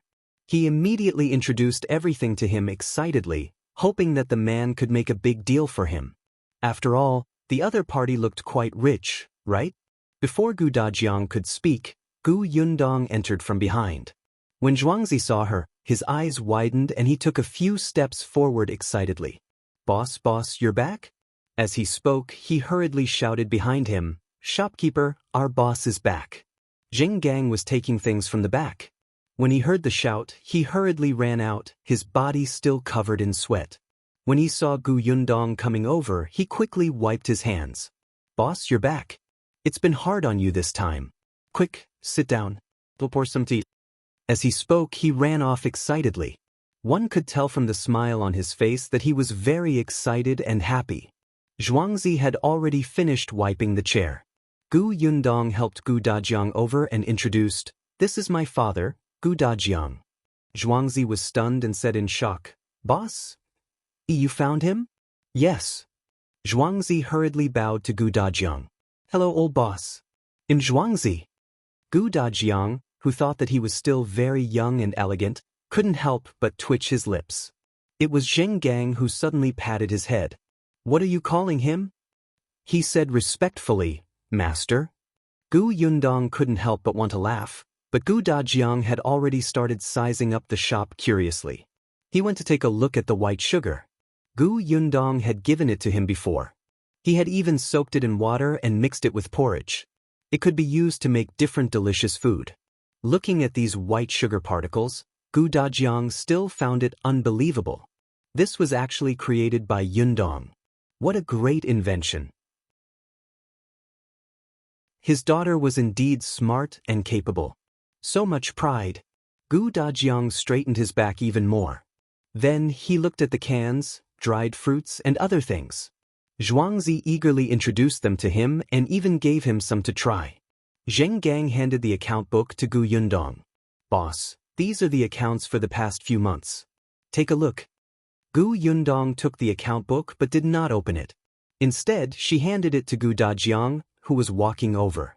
Father, you used to be an accountant. Are you going to check this? Let me see. Gu Dajiang's interest was piqued. It had been a long time since he had touched an account book. Holding his own account book now felt like a dream. Zhuangzi brought him a chair. Gu Dajiang sat down and flipped it over. However, just as he flipped to the first page, his pupils suddenly widened and he sucked in a cold breath. The medicine shop next door, he could not help but rub his eyes and read it again. It didn't change. Did that mean he wasn't mistaken? Gu Dajiang looked up at Gu Yundong in a daze. Gu Yundong looked puzzled. Her gaze fell on the account book. Father, is there a problem? Zhang, who was at the side, could not help but feel nervous. Was there a problem with the account book? There couldn't be. He had personally taken care of this account. Every payment was clearly recorded, and the goods purchased and sold were also clearly recorded. Before closing the shop every night, he would check again very carefully. Gu Dajiang pointed at the number on the account book. This shop earned 900 taels on the first day of opening? That's right. Gu Dajiang felt lightheaded. Was he too inexperienced? A small shop in a small county town. It actually made a net profit of 900 taels a day? Or could it be that the disparity of wealth between Fengkai County and Jiangyu County was really so great that he thought that he had been a fake accountant a few years ago? Gu Yundong finally understood what he meant. She could not help but laugh. Father, this is the first day. You know that on the first day, people are greedy for fresh food. They have to come in to take a look at the new shop and then follow the trend to buy something. There won't be much after that. Gu Dajiang heaved a sigh of relief. That was right. However, 900 taels on the first day was still ridiculous. Gu Dajiang took a sip of water to calm himself down and continued flipping to the second page. 600 taels. On the third page, 500 taels. On the fourth page, 500 taels. The fifth page. Don't think that he couldn't tell. It had earned less later on, but that was because it had imported less goods. Gu Dajiang raised his head and looked at Gu Yundong. He felt that his grown-up daughter was probably a blow dealer. Was this the small business she was talking about? Could it be that the big business in her heart would earn tens of thousands of taels a day? Poverty had limited his imagination. Gu Dajiang was a little numb. Towards the end, perhaps because there was less and less white sugar, the price finally dropped a lot and became a little more normal. However, new canned food was added later on, and the price began to rise again.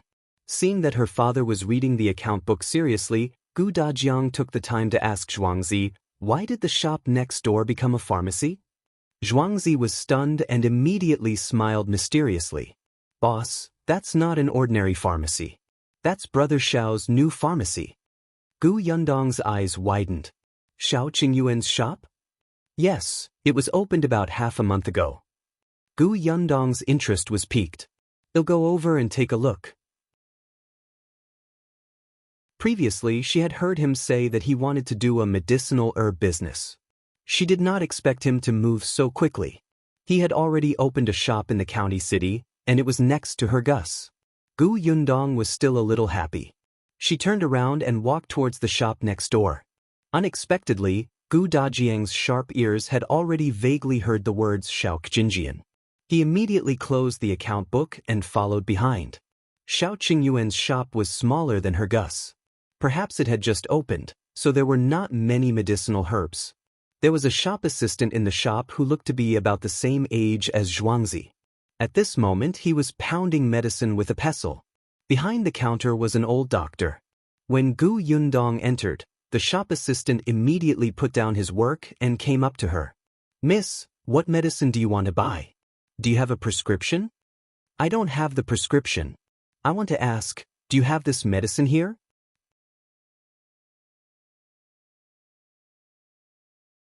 Everything you say is right. Gu Yundong took out a small porcelain bottle. It was the bottle of medicine that Xiao Qingyuan had given her to treat internal injuries. The shop assistant took a closer look and immediately nodded. Yes. Only our pharmacy has this medicine. Miss, this bottle must have been sold by our shop. How much do you want? They'll get it for you now. Give me a bottle. Other than this, Gu Yundong also asked for a few herbs for Gu Dajiang. Before leaving, Dr. Yu prescribed medicine for them so that Gu Dajiang could better recuperate. Now, he had almost used it up. She wanted to buy some more. These medicines were more common and could be found in ordinary shops. As expected, the shop assistant had prepared everything for her. After wrapping it, he handed it over. Miss, it's a total of 10 taels of silver. Gu Yundong reached out to take the silver, but before she could hand it over, she was stopped.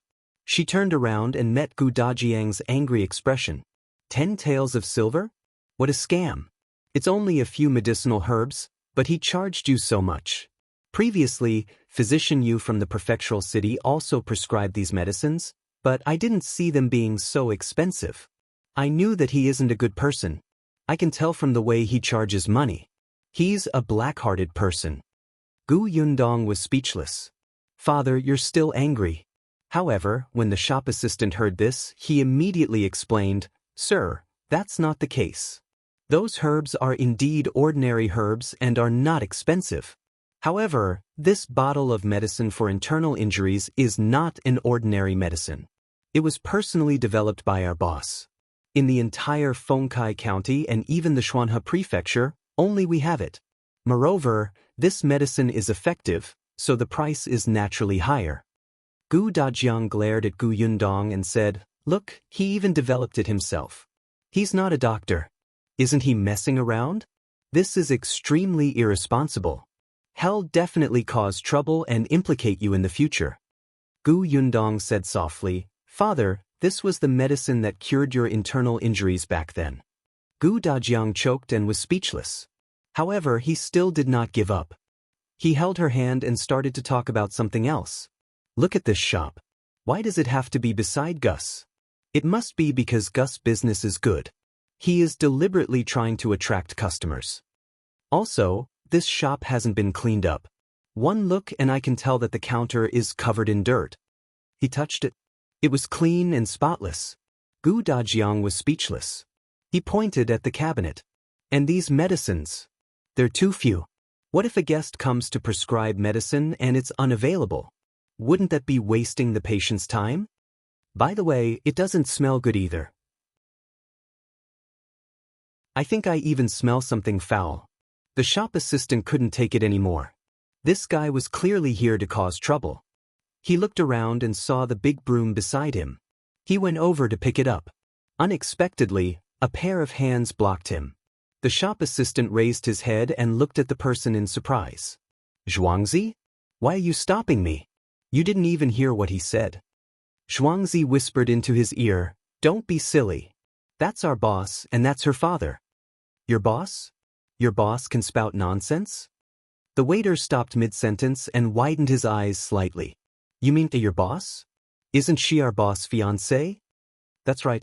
So you know why my boss father said that, right? The shop assistant was enlightened. So, is the father-in-law being picky? You must understand. All fathers are like this, especially when our boss is so outstanding. The shop assistant nodded and immediately put down the broom. He ran to Gu Dajiang's side and nodded seriously. Sir, you're right. The smell of this pharmacy isn't good, and it's not clean. Look, there are spider webs over there. I think there are too many things that need to be improved. Just give us your opinion. We will definitely change it. If you want to tear down the window, just tear down the window. If you want to tear down the door, just tear down the door. You can also break down that wall. We can find someone to work on it this afternoon. Gu Dajiang, no, which side are you on? This was his future son-in-law's shop, and how could he dare to tear down the windows and walls?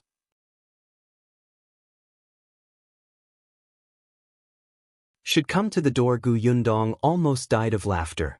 Where did Xiao Qingyuan find such a genius? Her father was choked, but he still had a look on his face that said, I'm very serious. As long as you give the order, I promise to go through fire and water. Gu Dajiang wanted to scold him, but he was indeed the one nitpicking just now. It didn't make sense. He glared at the shop assistant. Let's go home. Sir, take care. This staircase is high. Come, I'll support you. You're welcome to raise your opinion next time. Well, definitely change what you said. We're very sincere. The waiter cleverly went forward to support Gu Dajiang. After walking Gu Dajiang to the carriage, he still had a smile on his face and did not look forced at all. Gu Yundong tried her best to hold back her laughter. Before getting into the carriage, she glanced at him. What's your name? The shop assistant's eyes lit up, and his body trembled in excitement. The lady boss had valued him. He quickly replied, My name is Jiang Bao. You are good, Gu Yundong said as she got into the carriage. The smile on Jiang Bao's face was almost overflowing. He happily watched the carriage ride further and further away before turning his head happily. Unexpectedly, when she turned around, she met Zhuangzi's resentful gaze, as if he had done something heinous. After thinking hard, Jiang Bao felt that other than the fact that his flattery was a little loud, everything was normal. Zhuangzi felt that his path to becoming a shopkeeper was even more difficult.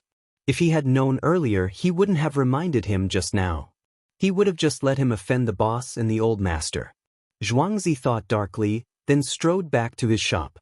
Gu Yundong finally stopped laughing, but when she turned around, she heard Gu Dajiang mutter, that Xiao Qingyuan has good taste. This good taste referred to the fact that he had chosen a smart employee. More importantly, it referred to the fact that he had taken a fancy to Gu Dajiang's daughter. But the tone was sour. Gu Yundong's heart warmed. Her father had always been a reasonable person. This time, he was picking on a shop that was obviously fine.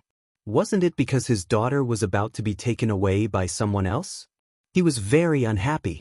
She did not mention Xiao Qingyuan again. Instead, she talked about Gu Yunshu. Yunshu and Yuanji are both studying in this county. Father, Do you want to take a look? Gu Dajiang thought for a moment. Yes, I should. They're studying in school. As their father, I should visit their teacher and thank him for his guidance and care. He was a scholar in the past, so he had to be polite, especially since his 2 children were there. The other party was a knowledgeable top scholar. With his guidance, it was better than many people studying hard for more than 10 years. This was his children's luck. He should have paid a visit to thank him as soon as possible. Therefore, when the carriage turned around and headed for Qin Wenzhang's academy, Gu Dajiang asked, "Shouldn't we prepare something for the visit?" Gu Yundong took out 2 cans from the box at the back. She had stolen them from the shop just now. "Those are enough," she said. "Yunshu's master likes them." Gu Dajiang thought for a moment and nodded. "All right, they're homemade and suitable." The carriage quickly stopped at the entrance of the school. Gu Dajiang alighted from the carriage and tidied his clothes. He took a deep breath and knocked on the door. Gu Yundong stood behind him. When the gatekeeper opened the door and saw Gu Dajiang, he was stunned for a moment. However, when he saw Gu Yundong, he was immediately delighted. "Miss Gu, you're back?"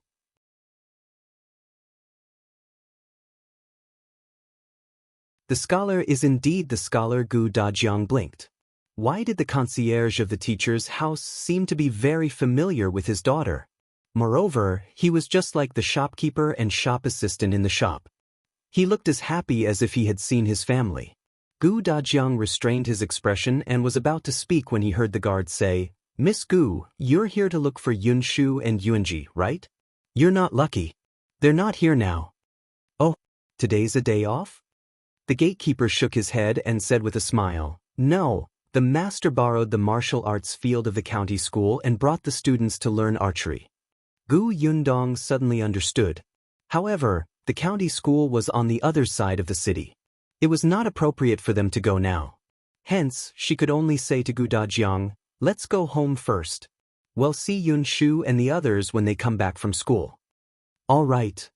As he didn't see his kids, Gu Dajiang was a little disappointed.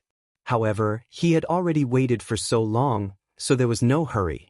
After getting back into the carriage, Gu Yundong asked Tong Shuetao to go straight back to Yongfu village.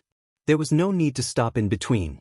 After the carriage left for a while, Gu Dajiang said with some emotion, "The top scholar is indeed the top scholar. His teaching methods are different from others. Every student should dabble in the 6 arts, namely etiquette, music, archery, books, and math.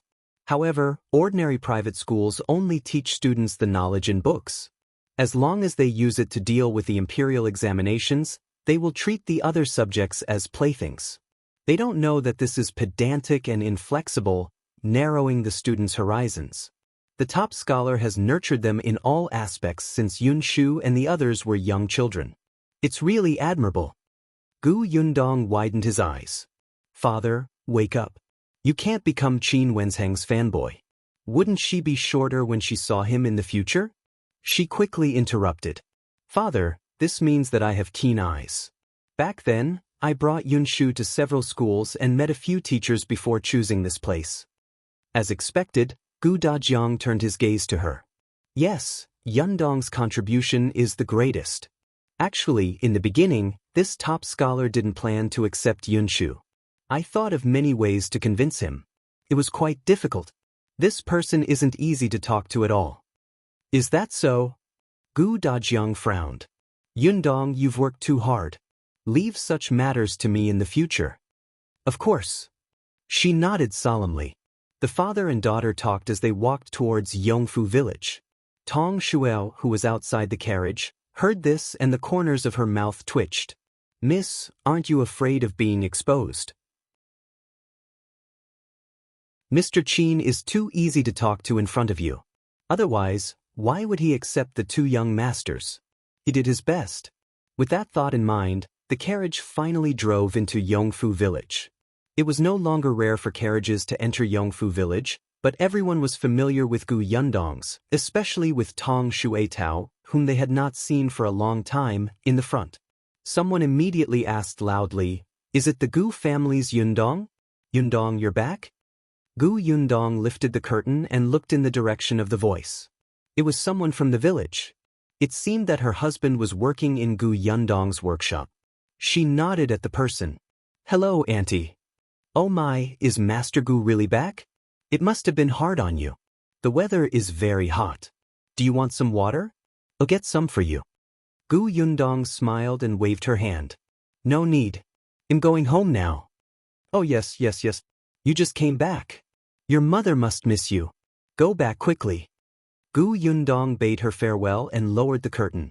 She turned around and saw Gu Dajiang taking a deep breath.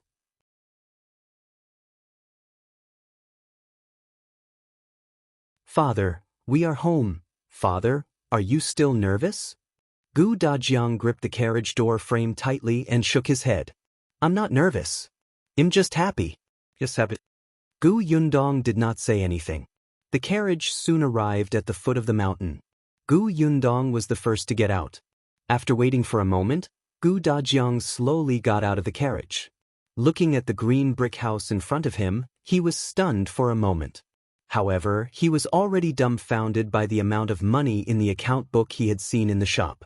Now that he looked at the house, he was only surprised for a moment before he felt that it was normal. On the other hand, the people in the house filled him with an urgent and hesitant ambivalence. Tong Shuitao had already run into the courtyard. Without even taking a look at Father Tong, she shouted, "Mrs. Back, Mrs. Back." Gu Yundong turned his head. "Father, we're home." Gu Dajiang's fingers trembled.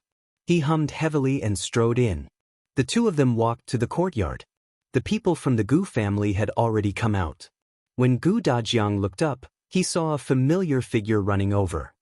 His breathing suddenly quickened, and a smile instantly appeared on his face. Niang. The figure flashed past him and ran behind him, hugging Gu Yundong, who was standing behind him. Gu Dajiang's smile froze. Soon he saw another small figure run over. She also walked past him and reached out to hug Gu Yundong's thigh. Madame Yang said pitifully, Dong Dong, you're finally back. I missed you so much. Without you around, I couldn't sleep or eat well. I want to eat fried chicken drumsticks. Big sis, I missed you too. I missed you so much that my heart broke. Gu Yundong was almost amused by the two of them. Why was it so funny when they said they missed her? Where did they learn the phrases? Heartbroken? She patted Madame Yang's back and rubbed Gu Yung's head. She turned around and saw Gu Dajiang looking at the mother and daughter greedily. She knew that he was excited. Unfortunately, Madame Yang and Gu Yunke did not notice him. On the other hand, the others who followed out of the courtyard looked at Gu Dajiang in confusion. Aunt Ku was probably the first person to guess his identity. Gu Dajiang was quite handsome and had been eating well recently. Now, he looked a few years younger. The three siblings of the Gu family had inherited their parents' good looks. Perhaps because they were both males, Gu Yunshu looked the most similar to Gu Dajiang. Looking at the nose and mouth that looked exactly like Gu Yunshu's, Aunt Ku more or less knew who this person was. She really did not expect Gu Yundong to find her father without any warning. It was a pleasant surprise. Gu Yundong finally soothed Madame Yang and Yunke. She patted Madame Yang's back and pushed her shoulder to turn her around. She smiled and pointed at Gu Dajiang. Mother, look who's here. Madame Yang blinked and was stunned. Her gaze slowly fixed on Gu Dajiang's face. Gu Yunke also widened her eyes curiously and looked at him. Gu Dajiang stood there motionless as the mother and daughter sized him up. His palms were already sweating slightly. Madame Yang's eyes and her mouth widened.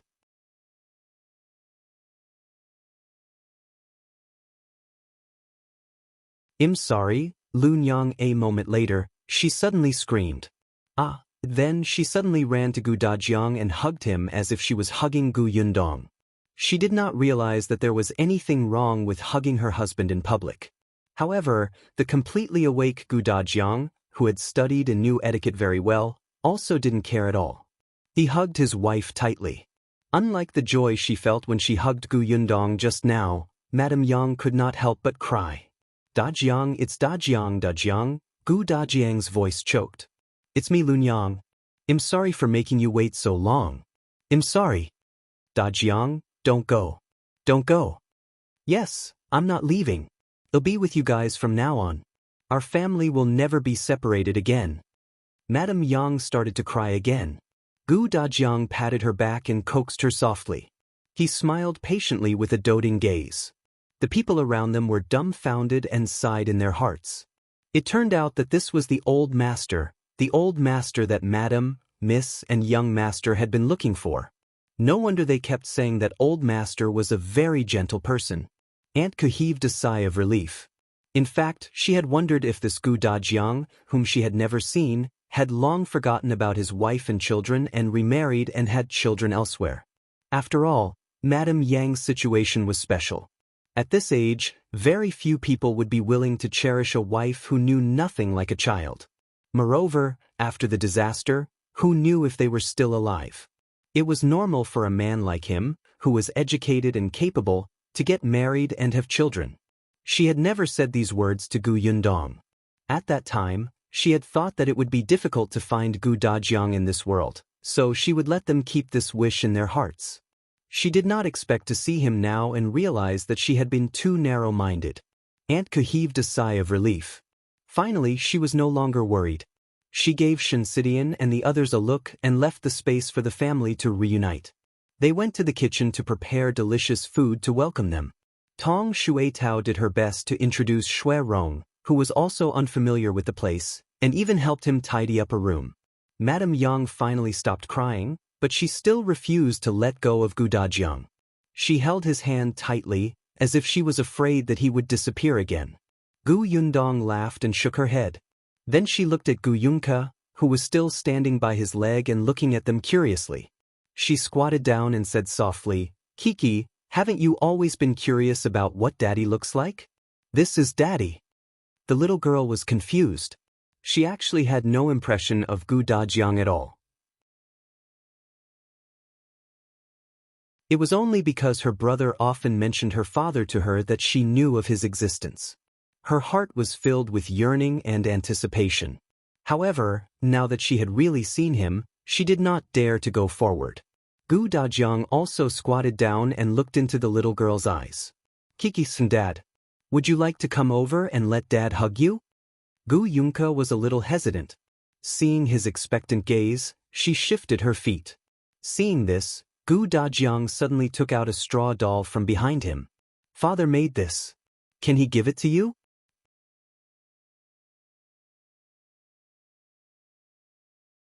Powerful father, the little girl's eyes lit up. "Xiaotu, do you like it?" She nodded. "I like it so much." Gu Yunke also had playmates in the village. Their father would weave beautiful grass mantises and crickets for them. She was very envious, but her father was not by her side, so Father Tong made it up for her. It was big and beautiful, but he was not her father. It was different. Now that her father was in front of her, the little rabbit that he had woven for her was unique. Others did not know how to do it, but her father did. The little girl could not help but puff out her chest proudly. She looked up at Gu Yundong, who gave her a small push. "Go!" She immediately ran to Gu Dajiang, but she didn't dare to hug him. Gu Dajiang stuffed the straw bunny into her hand and picked the little girl up. "Him? She's quite heavy." He thought back to when he was in the old Gu family. The young lady was thin and small, as if she would break if he was not careful. Gu Yundong went over and held Madame Yang's hand. "Father, let's go in and talk." "Sure, okay." Gu Yundong brought him to his and Madame Yang's room. Looking at the clean and warm room, he could not help but tear up. This was their home, their own house. Shui Rong quietly came over and moved Gu Dajiang's luggage out of the carriage. Madame Yang opened the box in a hurry and tidied up his things herself. She had a bright smile on her face that Gu Yundong had never seen before. Perhaps she was still very ignorant and didn't know the feelings of an adult, but her reliance and importance on Gu Dajiang were real. The box contained the things they had bought along the way, as well as pens, ink, paper, and inkstones. Madame Yang recognized all of them and placed them on the desk. There were also his clothes. They were folded one piece after another and placed in the wardrobe. Gu Yundong took a glance and saw that Gu Young's clothes were still inside. After some thought, he went over and took out the small clothes. Then, she said to Gu Dajiang, Kiki will sleep with me first. Father, you can have a good chat with mother tonight. Gu Dajiang was speechless. He glared at Gu Yundong and coughed lightly. It's fine for Kiki to sleep with us. Before he could finish speaking, he heard the little girl in his arms immediately say, I want to sleep with eldest sister. I want to sleep with eldest sister. After shouting, she noticed Gu Dajiang's hurtful expression and couldn't bear to see him like this. She quickly whispered into his ear, Father, I just… She didn't know what to say. But this was the first time Gu Dajiang heard Gu Yunka call her father. He felt a little smug. He did not need her to give him a reason and found it for her. Father knows that you haven't seen eldest sister for many days and there's a lot of stuff that you want to tell her, right? The little girl immediately nodded. Yes. Gu Yundong clicked her tongue.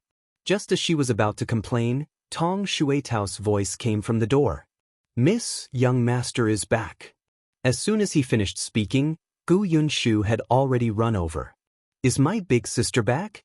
Big sister, where are you? Behind him was Bian Yuanzi's voice. Yunshu, wait for me. Gu Yunshu could not wait any longer.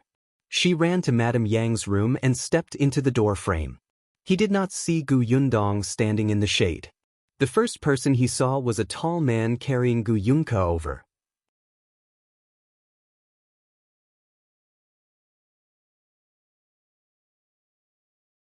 A whole family. Gu Yunshu looked up in a daze. He wanted to see clearly, but the man had already squatted down and was at eye level with him. The next moment, Gu Yunshu's tears suddenly fell. His voice was a little illusory. Father, it's me, Yunshu. Father is back. The book in Gu Yunshu's hand fell to the ground. He was stunned. He carefully reached out to touch Gu Dajiang's face and asked again uncertainly, Father? I'm here. Gu Dajiang pulled him into his arms and stroked his small head. It's been hard on Yunshu during this period of time. Your eldest sister already said that you're a small man. You're daddy's pride. At that moment, all of Gu Yunshu's bittersweet emotions surged. He hugged Gu Dajiang's neck. Father, it's really father. It's a living father. You're warm. He cried as he spoke out of breath. It's not hard on me. Big sister is the one who's done all the work. I'm a man. I'm not tired. I'm not tired at all. I'm just afraid that I won't be able to see my father. Boo-hoo, Gu Dajiang's heart ached. The little guy was young, but he always wanted to support his family.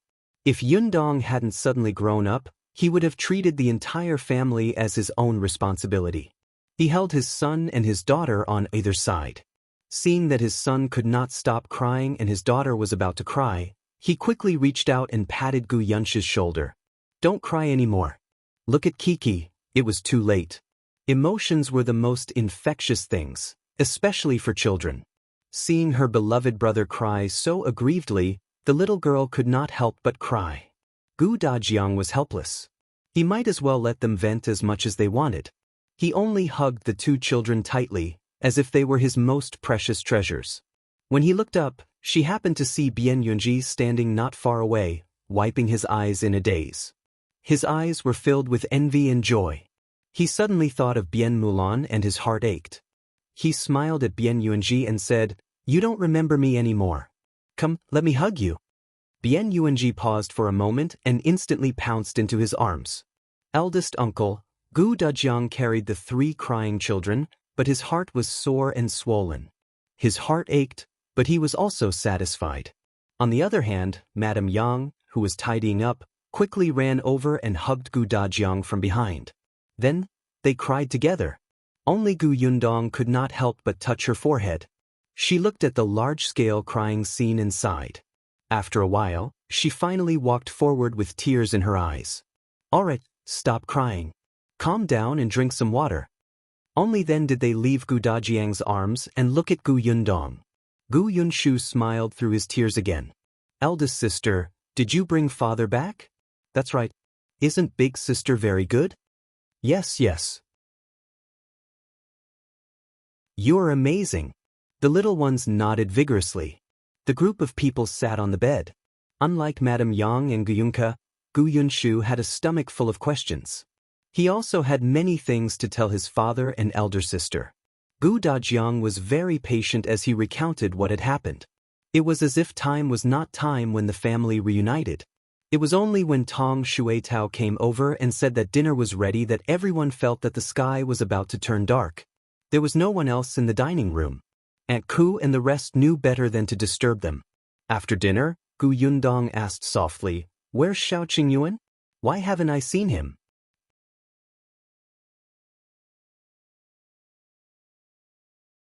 Stranger based on Gu Yundong's understanding, Xiao Qingyuan would definitely come here as soon as he knew that she was back.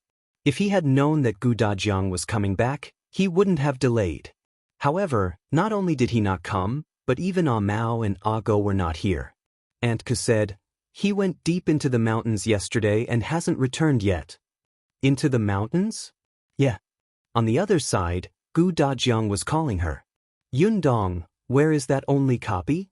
Gu Yundong quickly responded, turned around, and ran back.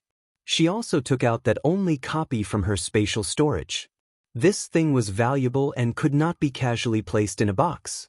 What if it was lost? After obtaining the only copy, Gu Dajiang cherished it and placed it in the bookcase in the room. This bookcase was huge.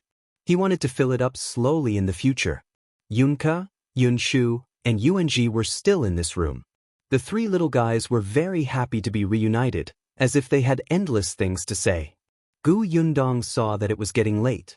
The three of them had a fixed sleeping time, especially Yunshu and Yuan. They had to wake up early the next morning to go to school. She chased the few people back to their rooms and carried Gu Yunka away. "Father, rest well. If there are any problems, we'll talk about it tomorrow." "Yeah." Gu Dajiang closed the door and held Madame Yang's hand. He smiled gently. "Mother Lu, are you tired?" Madame Yang shook her head vigorously. "I'm happy. I'm so happy." "Me too." He put his arms around her gently and sighed with satisfaction. His voice was so soft it was almost inaudible. "I'm so happy I'm going crazy." On the other side, although Yunshu and Yuanji had also returned to the house, they could not fall asleep no matter what. They hid under the blanket and whispered. Obviously, they were all very excited.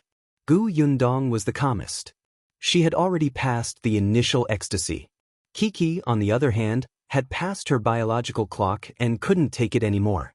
Before she returned to her room, she kept yawning. However, the little girl had been holding on. She buried her head next to Gu Yundong's head. "Eldest sister, I'm not sleeping. I'm talking to eldest sister. There are so many things to say. I saved them up." Gu Yundong patted the little girl's head. "Let's talk tomorrow, okay? Go to sleep now. You'll forget tomorrow." "I'm not going to sleep." Her head bobbed up and down. She clearly looked extremely sleepy. Gu Yundong could not help but laugh. She lay beside her and covered her with a small blanket. "Then eldest sister will tell you a story." As expected, the young lady successfully changed the topic. "Okay. In the past, there was a mountain with a temple on it. There were 3 monks living in the temple. Before she could finish speaking, the breathing beside her calmed down and the little girl fell asleep. Gu Yundong smiled and fell asleep with the girl in her arms. The next day, other than her, everyone else woke up late. She let go of Gu Yung's small body. Yes, when the girl was sleeping with her sister, her sleeping posture was still very proper. How come when she was sleeping with Yunshu, her head would end up with his feet? Gu Yundong shook her head and went out to wash up. Gu Dajiang had yet to get up. Gu Yundong wanted to take this opportunity to go next door and see how the Xiao family was doing. She didn't even eat breakfast. She just greeted Aunt Ku and hurried back to the Xiao family. However, just as she stepped out of the door, she saw an unfamiliar person standing there. When he saw her, his eyes immediately lit up and he approached her excitedly. He seemed to be waiting for her.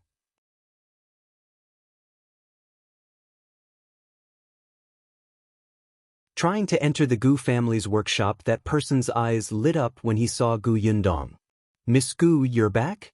You are." Gu Yundong took a closer look but still could not remember who he was. The man had already walked in front of her. He exhaled slightly and introduced himself. Sister Gu, Chen Jincai. Chen Jincai? She seemed to have heard this name somewhere before. It was somewhat familiar. However, this guy was indeed a stranger. He should be from this village, right?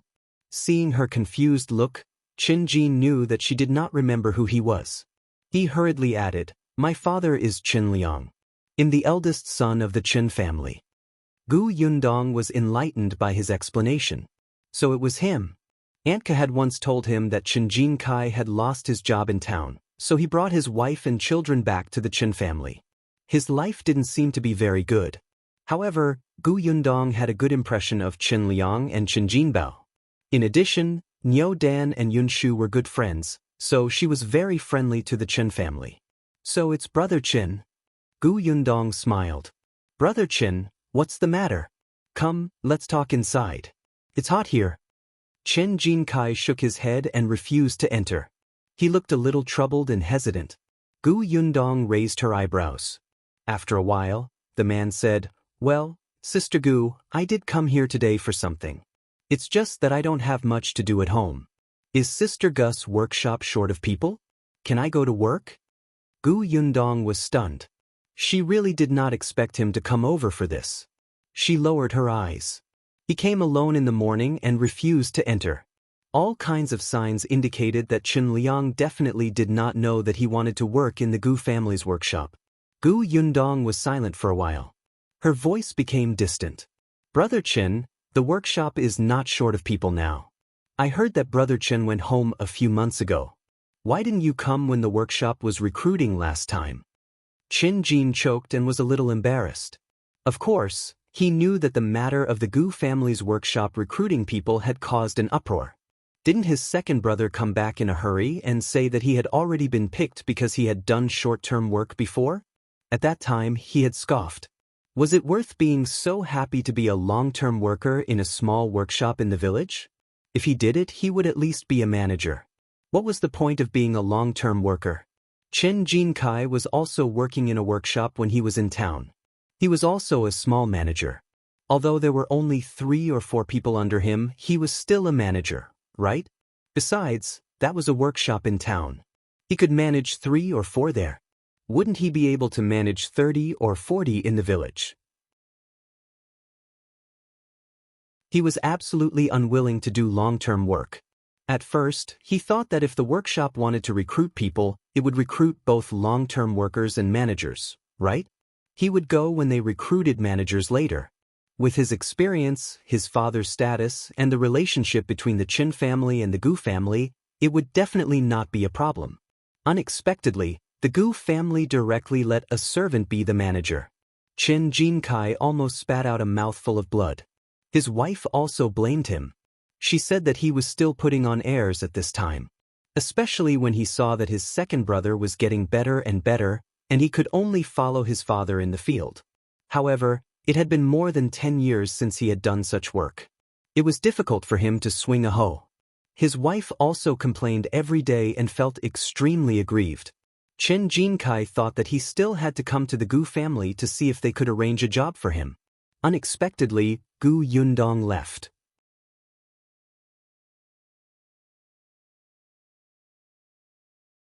Secret about your mother. Chen Jin felt that the heavens were playing with him.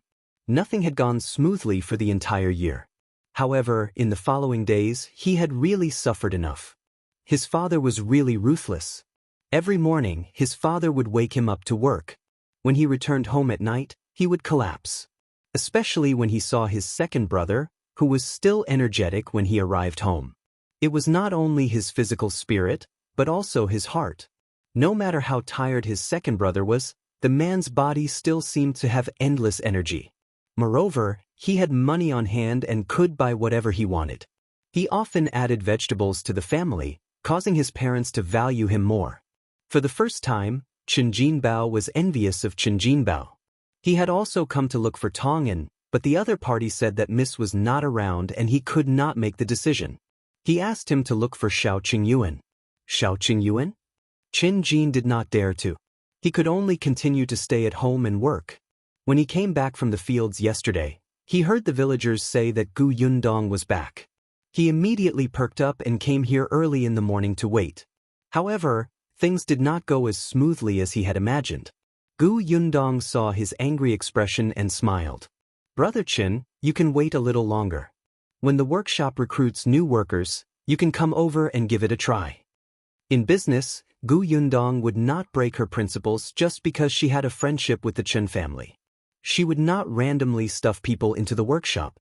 After all, the Chen family was not the only family that she was on good terms with. The Zhang family was also close to her. He could not just let everyone come in. If there's nothing else, Brother Chen, I'll go back first. Gu Yundong nodded at him and turned to leave. Chen Jincai suddenly took a step forward. Wait. Gu Yundong paused. Is there anything else, Brother Chen? Chen Jin let out 2 breaths and tugged with his hands. A trace of fierceness flashed in his eyes. What if I tell you a secret about your family in exchange? Can't you make an exception? Gu Yundong was really surprised this time. Her family's secret? What secret? Chen Jin felt a little more confident. I can only tell you if you agree. Gu Yundong shook her head. I can only consider agreeing if you tell me first. After all, I don't know if you're lying to me. Chen Jincai frowned. I have no reason to lie to you. Then I have to consider how important this secret is. Is it worth it for me to make an exception? Gu Yundong spread his hands. If you randomly find a secret that isn't even considered a secret, wouldn't I be at a disadvantage? Chen Jin felt that this girl was too difficult to deal with. She was not easy to talk to at all. However, he was unwilling to give in and insisted that she agree to his request first. Gu Yundong was quite annoyed that others would use such a thing to threaten her. It seems like you don't plan to say anything. In that case, suit yourself. Seeing that she was about to leave again, Chen Jincai was a little anxious. What if this secret is about your mother? Gu Yundong was stunned. About her mother? Gu Yundong was a little concerned. But what could Chen Jincai know about her mother? Could it be that something had happened to her mother while she was away? How is it? Do you want to hear it? Gu Yundong narrowed her eyes. All right, I promise you. If what you say is true, I'll let you enter the workshop. Chen Jincai could not help but reveal a trace of joy on his face. He was slightly excited. However, he quickly suppressed his excitement. He looked at Gu Yundong and added, You must swear to God.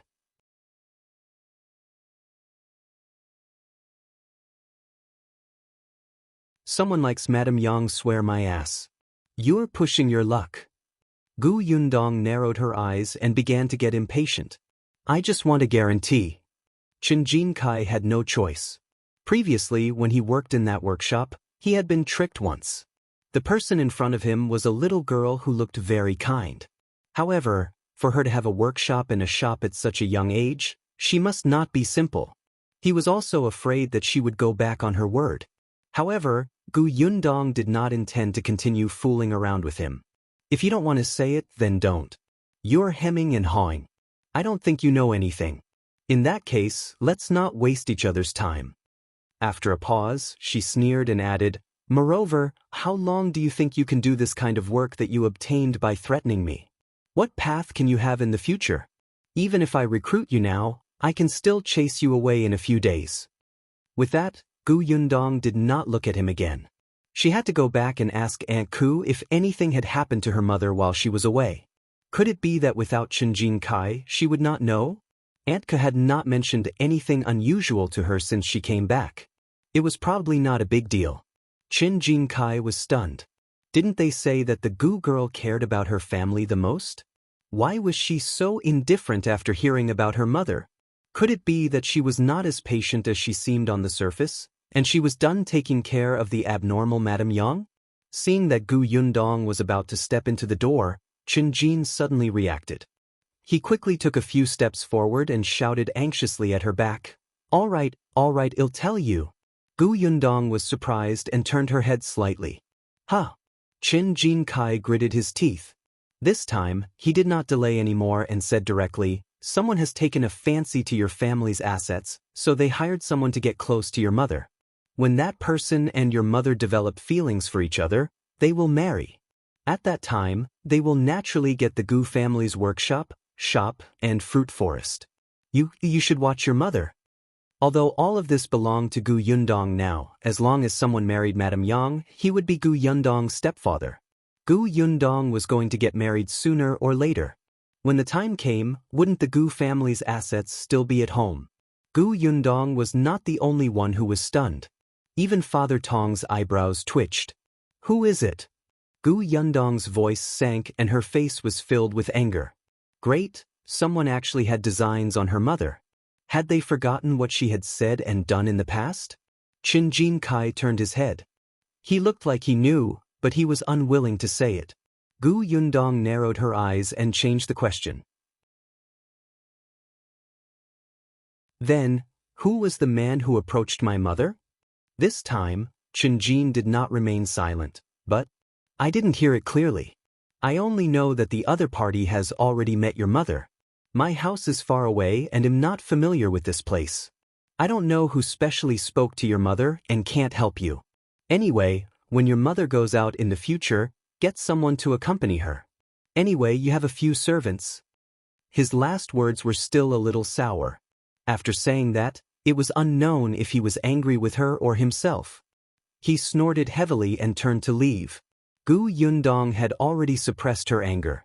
Seeing his expression, she asked, "Why did you suddenly tell me? This time, I didn't promise you that you could enter the workshop."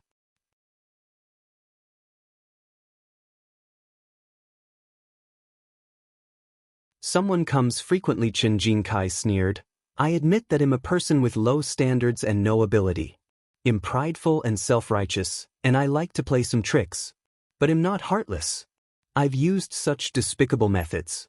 It's fine if someone's greedy for other people's family assets, but bullying is silly, bullying a woman who's like a child.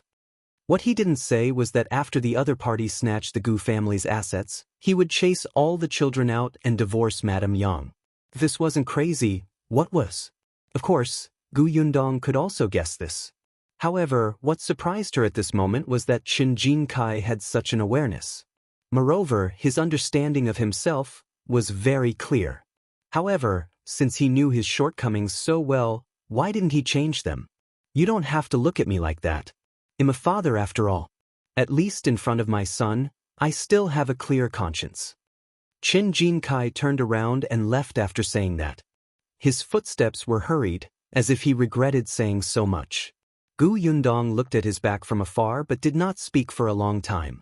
Father Tong, who had also heard the entire process, asked softly, "Miss, what should we do about this?" "Nothing." Gu Yundong sneered. "My father is here. He will protect my mother.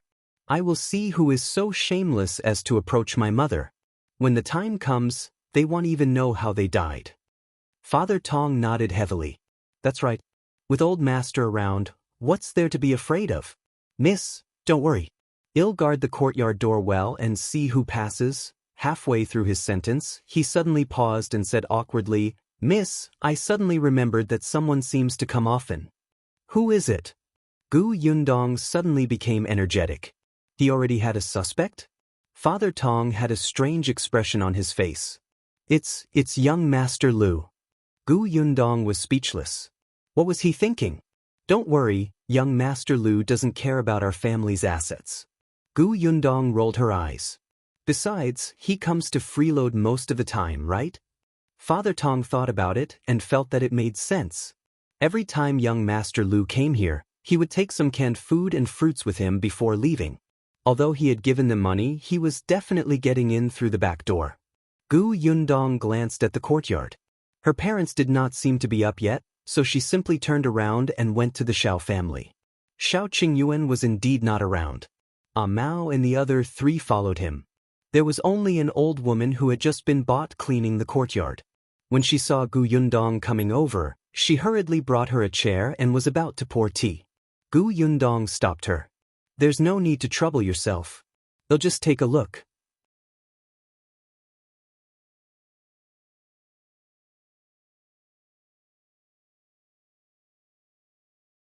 "Who does he like?"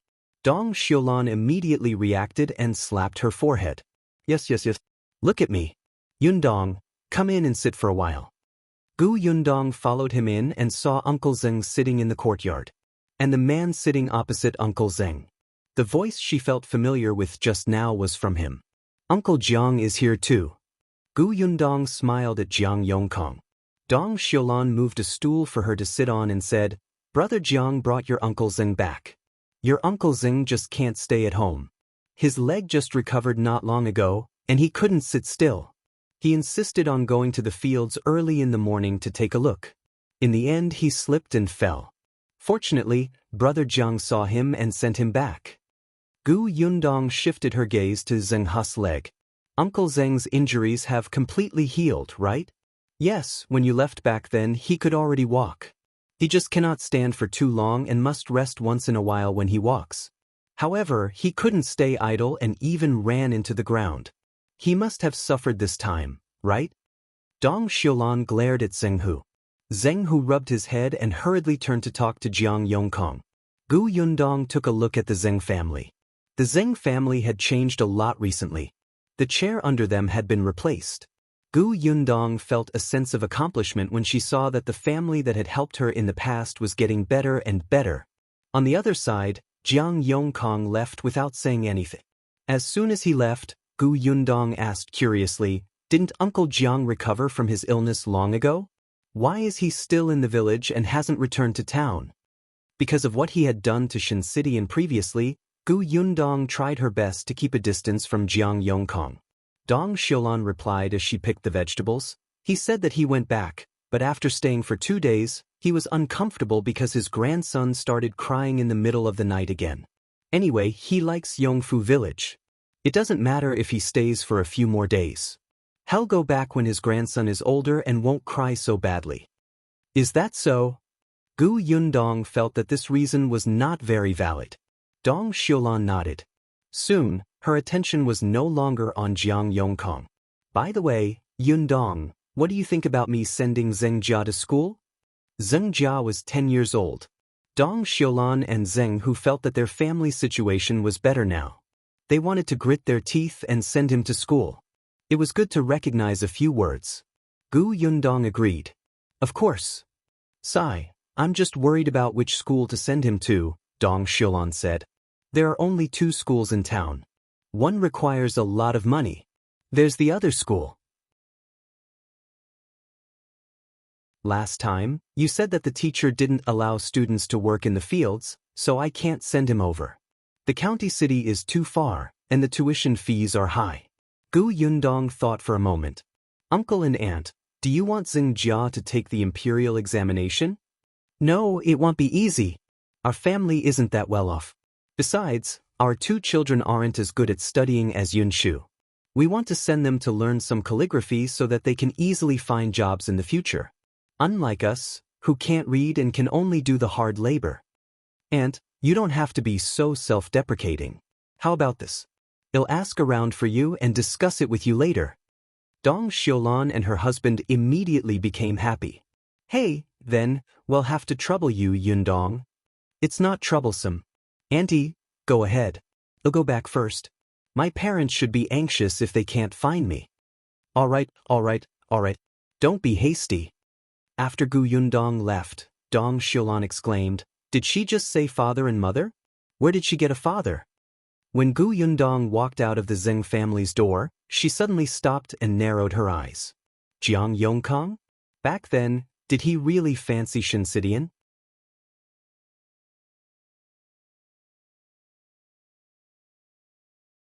Instigator. As Gu Yundong walked back, she could not help but think carefully. Indeed, Shinsidian was younger and more capable than her mother, and she did not have the temperament of a child like her mother. However, Madame Yang was actually very good-looking. Her appearance could crush a large number of people. Coupled with the Gu family's current wealth, it was not strange for them to target her. She recalled how Jiang Yongkong had helped Shinsidian twice.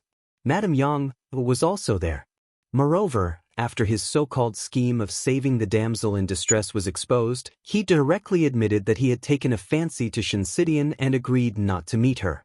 However, although he could not see Shinsidian, he did not say that he could not get close to Madame Yang. Gu Yundong narrowed her eyes slightly. The moment she stepped through the door, She recalled Chen Jincai's expression. Why didn't Chen Jincai say who instigated it? Firstly, he did not dare to say it. Secondly, he could not say it. He was defending the other party. Who was worthy of his protection? Gu Yundong suddenly thought of Madame Fong and her daughter. Yes, wasn't Jiang Yongkong living in Madame Fong and her daughter's house now? Chen Xiulan married into the town, and Jiang Yongkong happened to be from the town. Chen Jincai wanted to say something but hesitated. He refused to say who had designs on her family, and Madame Fong happened to be his second aunt. Everything seemed to be right. Yundong, where did you go so early in the morning? Gu Yundong was stunned. When she came back to her senses, she saw Aunt Ku standing in front of her. She thought for a while and told her what happened just now. In the end, she asked, when I wasn't around, did Jiang Yongkong meet my mother? Aunt Ku looked surprised, but after thinking about it carefully, she felt that it made sense. Her expression instantly became a little ugly. She had promised Yundong to take good care of her mother and younger siblings while she was away. In the end, people with ulterior motives kept approaching her, but she did not discover it in time. No, she had discovered it, but she had gone in the wrong direction. She thought that Jiang Yongkang's target was Shinsidian. A few times, yes. Gu Yundong saw Aunt Kes' expression and knew that she was blaming herself. She hurriedly said, actually, this is just my guess. Perhaps it's not the case. Aunt, don't think too much. It's been hard on you these few days when I wasn't around. Aunt Ku glared at her and snorted before turning to leave. Gu Yundong was helpless. She was still so proud. She shook her head and walked towards her parents' room. It was already so late. The two of them should be up, right? They had indeed got up. The door was half open. Gu Yundong tilted her head slightly and looked inside. She saw her mother sitting in front of the dressing table with a smile on her face. Her father stood behind her mother and combed her mother's hair, his eyes doting and gentle. Her mother held an eyebrow pencil in her hand and said happily, Yundong bought this for me, but I don't know how to draw. It's always very ugly. Aunt Ka helped me draw it and said that I look good. Gu Dajiang took the eyebrow pencil. I'll draw it for you in the future. He had never used an eyebrow pencil before. In the past, the Gu family wouldn't have afforded such a thing.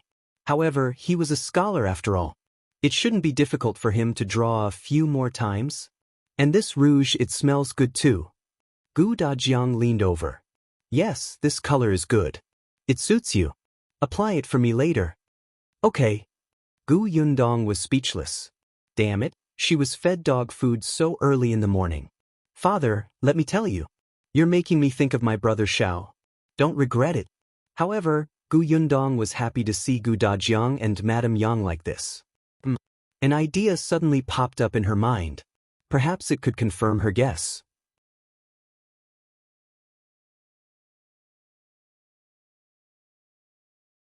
Should go around in the village. Why are you standing at the door? Gu Dajiang's awkward voice came from inside. It was only then that he saw his daughter standing at the door and felt a little embarrassed. But his hand was still holding the eyebrow pencil and his other hand was on Madame Yang's shoulder.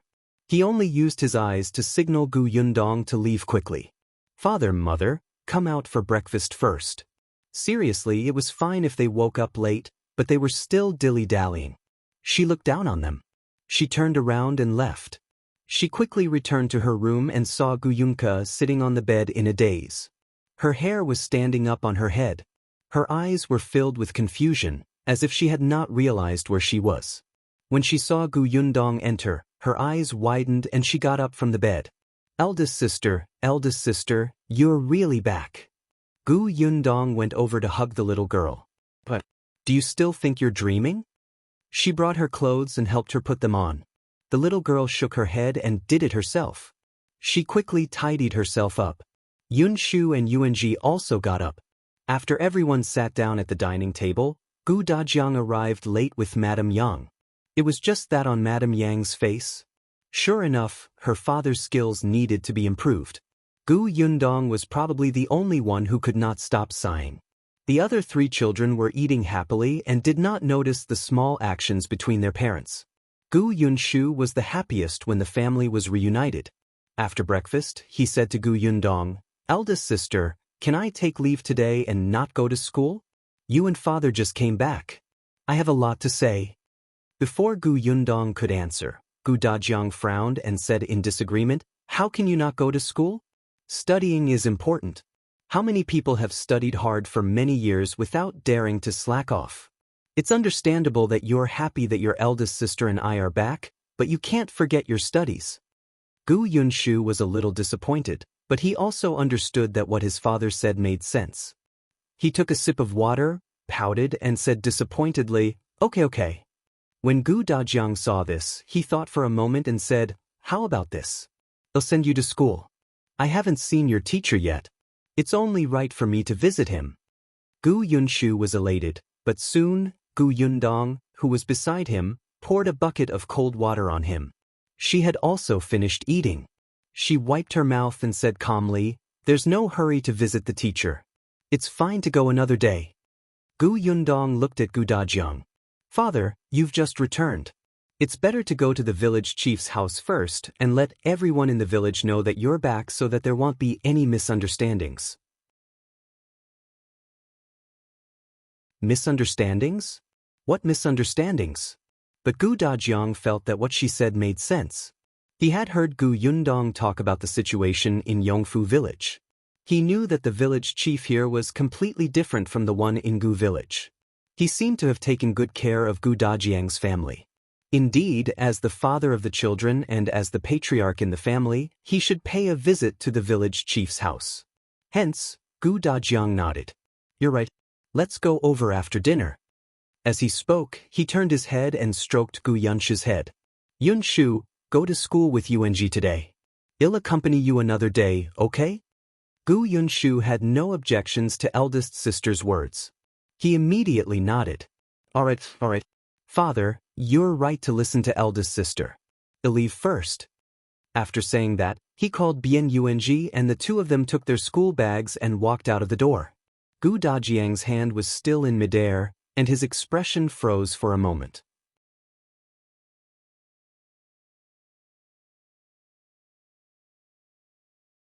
Mutual knowledge. Gu Yundong wanted to laugh, but she held it in.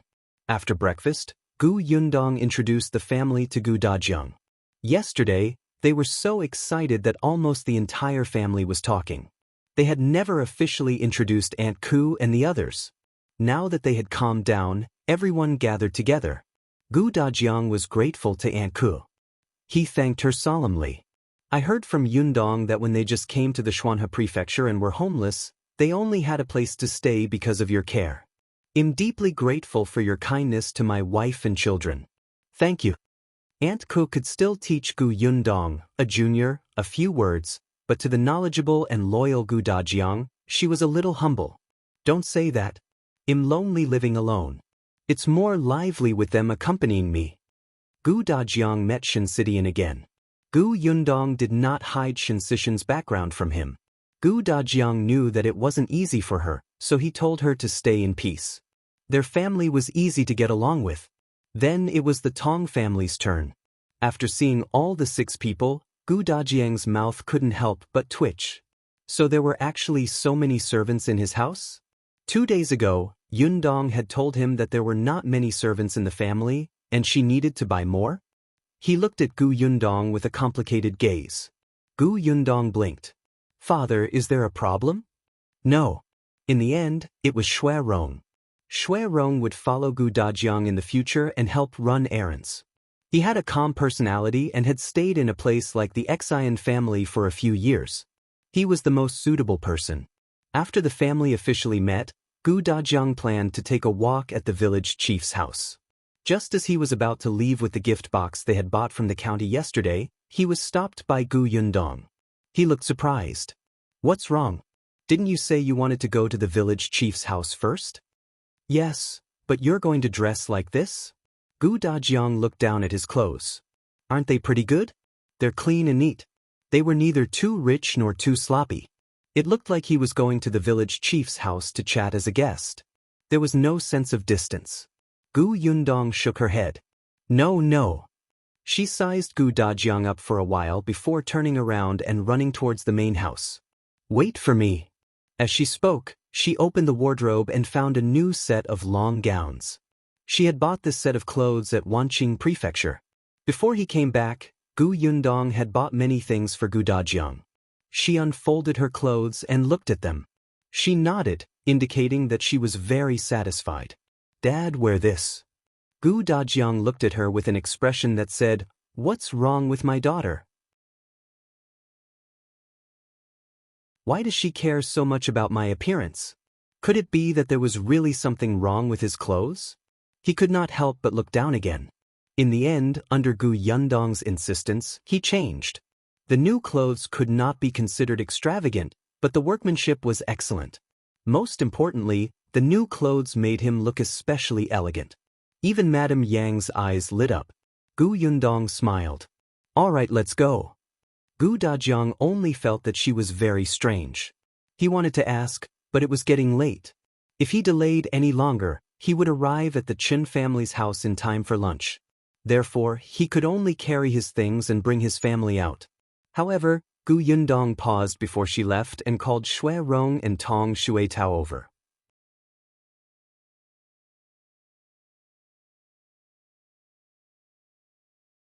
Dong Xiulan was stunned. The two of them were confused until Gu Yundong gave them some instructions in a low voice. They nodded solemnly and left the Gu family and Yongfu village. Only then did Gu Yundong catch up to Gu Dajiang. The family of four was quite good-looking, and they were especially eye-catching on the road. As soon as Dong Xiulan went out, she saw four people walking towards her. Especially when she saw Gu Dajiang carrying Gu Yunka, she was stunned. Who is this? Not only was he carrying little Kiki, but he was also so close to Madame Yang. If others saw this, wouldn't they gossip? It was Gu Yundong who greeted her first. "Aunt, are you going to wash your clothes?" Dong Xiulan nodded, but her curious gaze kept looking in Gu Dajiang's direction. "This is my father. He just returned yesterday. They'll bring my father to the village chief's house first. Well, come to Auntie's place another day." Dong Xiulan was a little stunned. It took her a while to react. "Your father? Yundong, you found your father?" "Yes, I found her." Gu Dajiang nodded at her. "It's the Zhang family's sister-in-law, right? I haven't been around these few days. Thank you for taking care of them." Dong Xiulan was stunned. She shook her head subconsciously. No, they took care of us." Gu Yundong waved his hand and left with Gu Dajiang. Dong Xiulan couldn't help but swallow her saliva. When they were far away, she suddenly slapped her thigh. She carried the wooden basin back to the courtyard and rushed to Zhang Hu. "This is unbelievable." Zhang Hu was about to stand up when he was suddenly shocked by her. He fell back into the chair and immediately frowned. "Why are you so shocked? You even asked me to pay attention to my legs. Look, you scared me." Dong Xiulan couldn't care less about his legs now. Her face was filled with shock. "You don't know who I saw just now." "Who?" "Yundong and her family." Zhang Hu couldn't help but want to touch her to see if she had a fever. "Don't you see her family every day? Do you have to make such a fuss?" No, I'm talking about her family. Besides Yundong and her mother, there's also her father." Zhang Hu glanced at her. "Of course, her mother and father." He paused halfway. "Huh," he said. "Who did you just say?" "Her father, Gu Dajiang. The one who lost contact with them on the way to escape. Is back." The thing in Zhang Hu's hand fell to the ground with a bang. "Really? I saw it with my own eyes. How can it be fake?" Dong Xiulan slowly calmed down. Then she sighed. "It's finally over. Her family has reunited. Previously, in order to find her father, Yundong even left home for a long time. Her father is really similar to Yunshu. He looks even more magnanimous and knowledgeable than Jiang Yongkong. I feel like I don't know where to put my hands and feet in front of him." Zhang Hu saw that she had no intention of helping him pick up things, so he could only prop up his legs and bend down to reach for them. He answered casually, "Isn't that normal? Yundong's father is really educated. Yunshu used to know a lot of words. I heard that it was his father who taught him. Those who are really knowledgeable give off a different feeling from the inside out." Oh, you know what feeling is? Dong Xiulan said in amusement.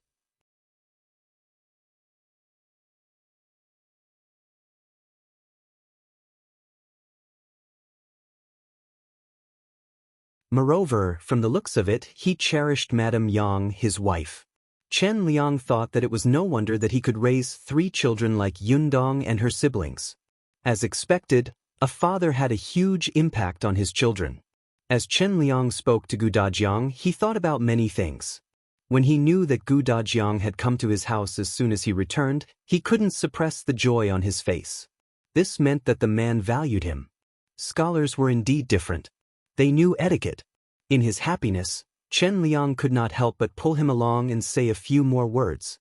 It was only when Gu Yundong saw that it was almost lunchtime that she interrupted them and expressed that they had to go back.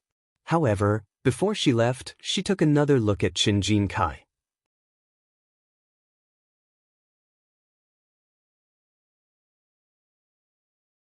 Arrangements for Jincai's heart trembled a little under that gaze. She was here. She was indeed here. As expected, she would complain to his father that he had gone to her in private for the job. If he had known earlier, he wouldn't have been so kind. He even told her that someone had designs on her mother. Gu Yundong did not know that he was mentally prepared to retort at any time. She said to Chen Liang, "Uncle Chen, I have something to discuss with you." "Yes? Tell me." Chen Jincai widened his eyes and hurriedly said, "I don't think there's any good business. Here it goes. I'm still lacking someone. I want to find someone experienced to work at my place. Brother Chen is a good person. I wonder if you're willing to let him come." Gu Yundong ignored Chen Jincai and told him her plan.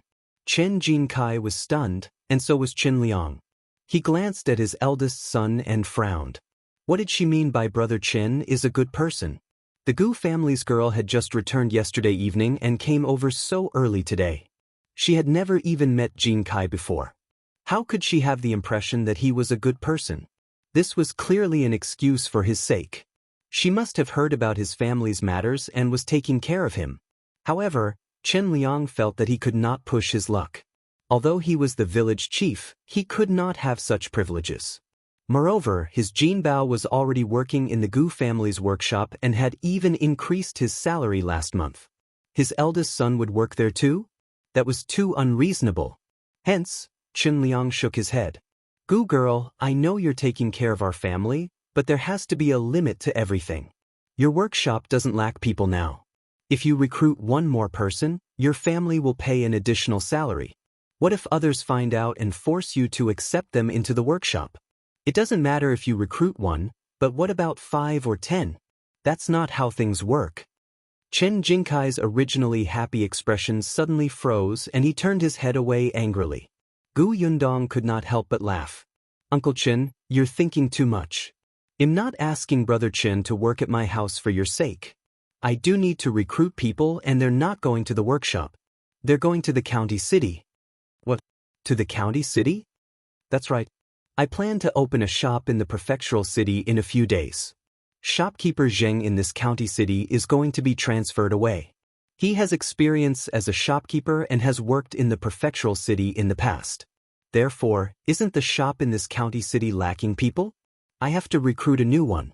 I thought of Brother Chen. I heard that Brother Chen used to work in town and has someone under him. He must be capable."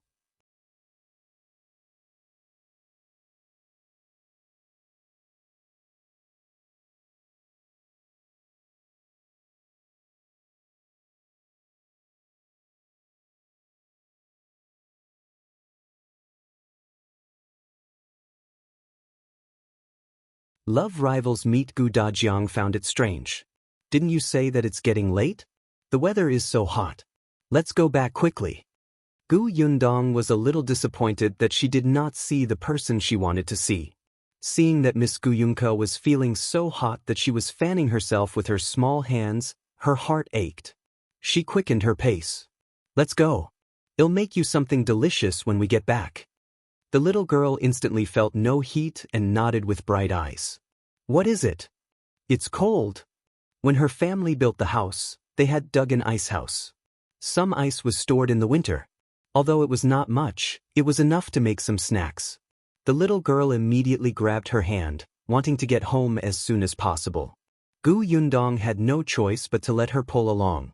Unexpectedly, after taking a few steps, a person suddenly walked over. Gu Yundong narrowed her eyes and stopped. Uncle Jiang. When Jiang Yongkong heard the voice, he first looked at Gu Yundong and Gu Yunke, then at Gu Dajiang and Madame Yang, who were standing behind them. Before he could say anything, he heard Gu Yundong's smiling voice. Father, this is Uncle Jiang. He lives in town and is staying in our village for the time being. Gu Dajiang looked at her strangely. He had met many villagers before, but most of them were only greeted with smiles. It was abnormal to introduce someone who wasn't from Yongfu village so seriously. However, he was able to stay calm. He nodded at Jiang Yongkong. Brother Jiang, come to my house when you're free. Jiang Yongkong felt that his throat was blocked, and he couldn't say a word. Along the way, almost everyone in the village was talking about Gu Yundong's father. They were talking about how tall and handsome he was, how refined and elegant he was, and how the family was happy and warm. These words rang in Jiang Yongkang's ears, especially ear-piercing. He sneered in his heart. These people really knew how to exaggerate. Happy? Handsome? If this man was really so good, would he have taken a fancy to Madame Yang? Would he have so much patience for a fool? In order to enter the Gu family's workshop, these villagers did not even care about their integrity. Their flattery was simply unbearable. Jiang Yongkong was very dissatisfied and unconvinced. He even went to the Zhang family to ask around. Unexpectedly, Zhang who said that this family had come to the village chief's house, so Jiang Yongkong rushed back. As expected, he bumped into the Gu family.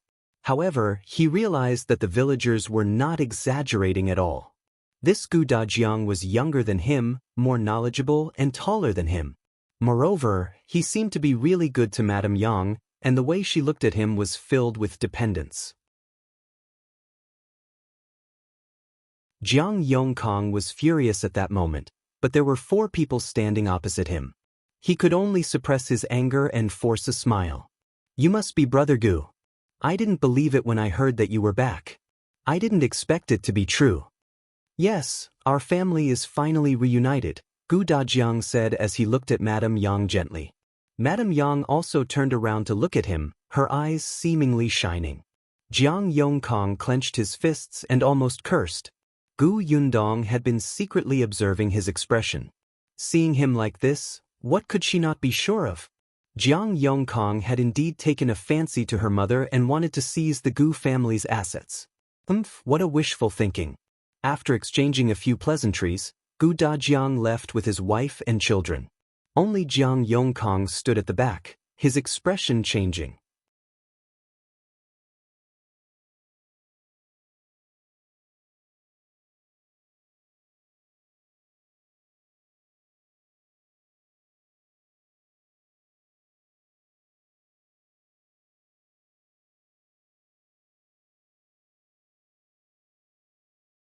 Not to mention Madame Yang, even if she could deal with Yunshu and Yunke, it would be useless. However, Xiulan was interested. She hated Gu Yundong and coveted the Gu family's assets, especially that green brick house. She even dreamed of living in it. She felt that this plan was feasible and discussed it with Madame Fong when she returned. The two of them felt that they could give it a try. After some thought, they realized that Zhao Dafa from the village was not bad. His wife was gone and he looked tall and mighty. His family background was also all right. Of course, they also knew that Zhao Dafa always hid his wife. Unexpectedly, when Zhao Dafa heard that he had to get close to the Gu family, he didn't even hear the whole story and directly rejected it. The fact that Gu Yundong had beaten up 4 hoodlums had completely frightened Zhao Dafa.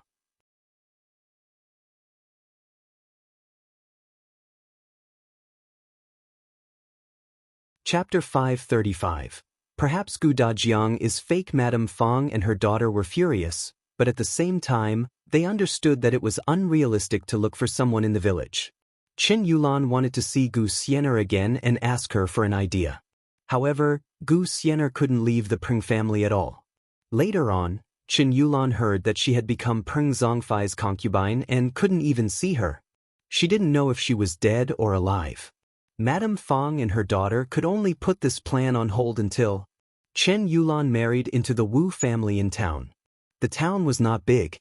Madame Fang had bumped into Jiang Yongkang by accident. At that time, he was chatting with a married woman. Although it was called a chat, it was actually an indistinct seduction.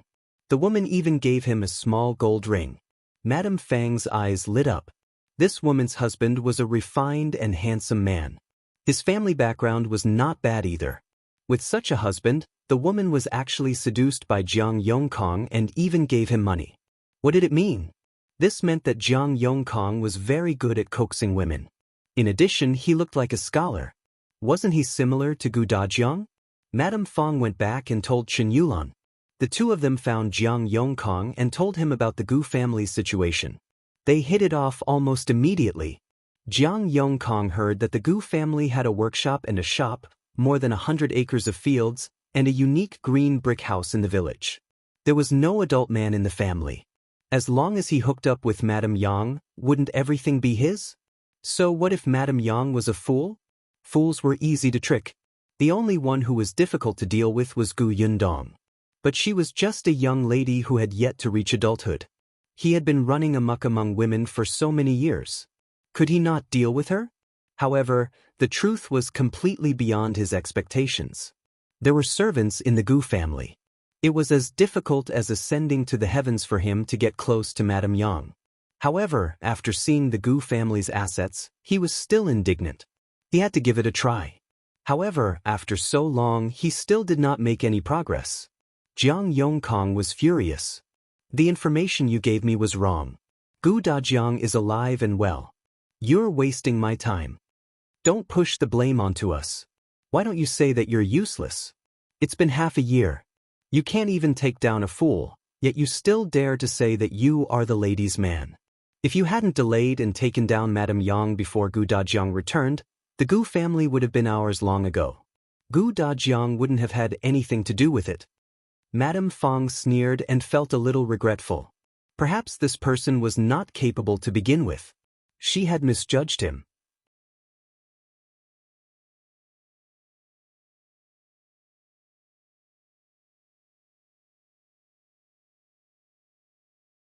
Chapter 536, Passion of the Long Workers. No one knew that at this moment, under the window outside their house, a person was leaning against the wall in boredom, listening to the conversation between the three of them clearly. Shui Rong knocked on the house next door and gave that person a tael of silver. He told the other party that he was here to catch the adulterer. Then, he climbed over the wall of this house and entered Madame Fang's courtyard. Madame Fang had just moved here not long ago and was a widow. She was also a calculative person and naturally did not have a good relationship with the woman next door, who could not wait for her to be extremely unlucky and let Shui Rong in without a word. Shui Rong waited until Jiang Yongkang left with Madame Fang and her daughter before returning to the courtyard next door. The woman next door said excitedly, "Young man, you're right. That Madame Fang is indeed restless. I secretly opened the courtyard door just now and saw a man sneaking out of the courtyard." Shui Rong smiled at her. "There's not enough evidence this time. It's not to the point of catching them in the act. Please keep it a secret for me and don't leak it. It'll definitely teach them a lesson next time." "Okay. Don't worry. I promise I won't tell anyone." The woman even made an oath and agreed readily. Her eyes flickered with a gloating light. Only then did Shui Rong quietly leave the courtyard. When he returned to the tea shop at the entrance of the town, Tong Shuitao immediately welcomed him. "How did it go? Did you see Jiang Yongkang leave?" Tong Shuitao shook her head. "No. It made sense. This person had rushed to town without eating lunch or drinking water. He should be tired, hungry, and thirsty. It was more important to find a place to eat first. Then let's go back first." The two of them came in a carriage and did not need much time to return to Yongfu village. When they reached home, Gu Yundong was taking Gu Dajiang to the workshop to see how everyone was doing. At this time, there were already a lot more fruits. The 50 long-term workers in the workshop were all busy. As the Gu family only had one shop, although they also cooperated with the Lu family's restaurant, they could still meet the demand. When she opened the shop in the prefecture capital later, there would be too few people. When the time came, she would have to recruit people. When they saw Gu Yundong, everyone greeted her warmly. After knowing Gu Dajiang's identity, they congratulated him and said that her family's hardships had finally come to an end. Gu Dajiang sighed when he saw this scene. Who would have thought that in such a short period of time, his family had gone from being a pitiful worm that was bullied by the old Gu family to one that now had a house, land, and even long-term workers. They walked around the workshop and Gu Yundong asked about the situation. She learned that everything was fine. Not long ago, during the Dragon Boat Festival, the workshop had distributed a lot of meat dumplings for everyone to eat. This was Gu Yundong's idea. On some special days, there would be a festive atmosphere. Even if there were not many things and they were not expensive, everyone would be more motivated in such an atmosphere. Therefore, when she left Yongfu village previously, she instructed Tong in to get someone to buy some meat dumplings on the day of the Dragon Boat Festival. Everyone was very happy about this. They praised the Gu family's workshop fiercely, causing many people in the nearby villages to be envious. They asked when the Gu family's workshop would recruit more workers. Now that Gu Yundong was back, someone quickly took the opportunity to ask, "Boss Gu, is our workshop still hiring?"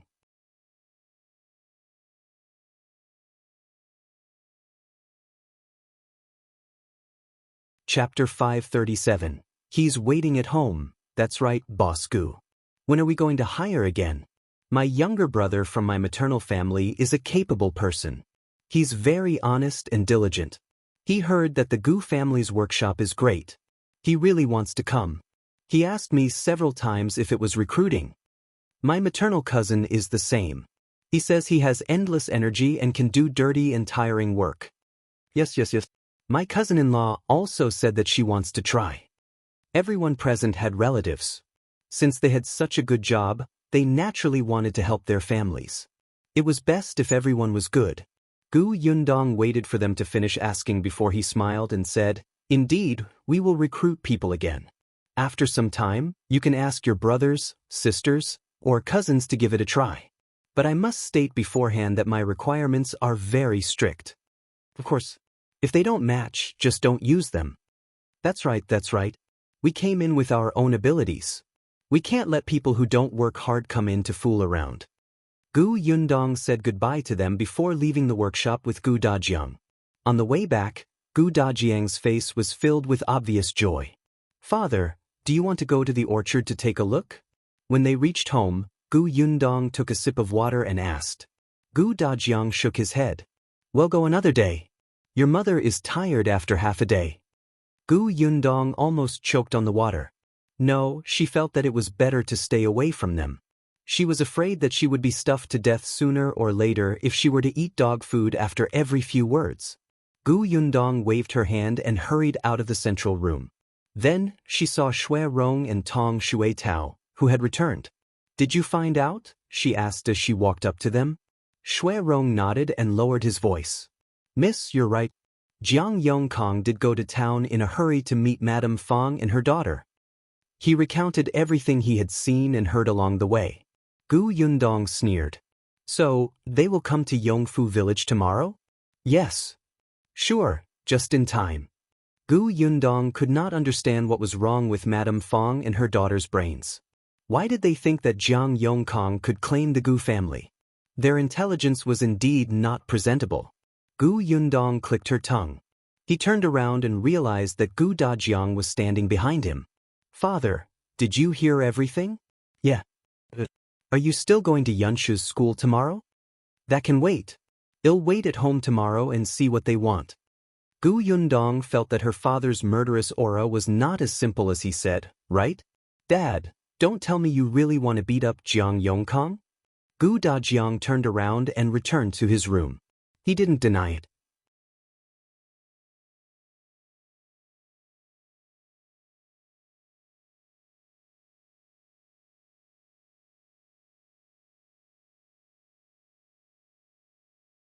"Do you know what price the person who told me to scram last time paid? Let me tell you, the grass on his grave is already as tall as you. If you know what's good for you, Quickly move aside. Otherwise, do you believe that it'll break your legs? Seriously, where did this lunatic come to the Gu family to behave atrociously? Gu Dajiang was so angry that he almost fell backward.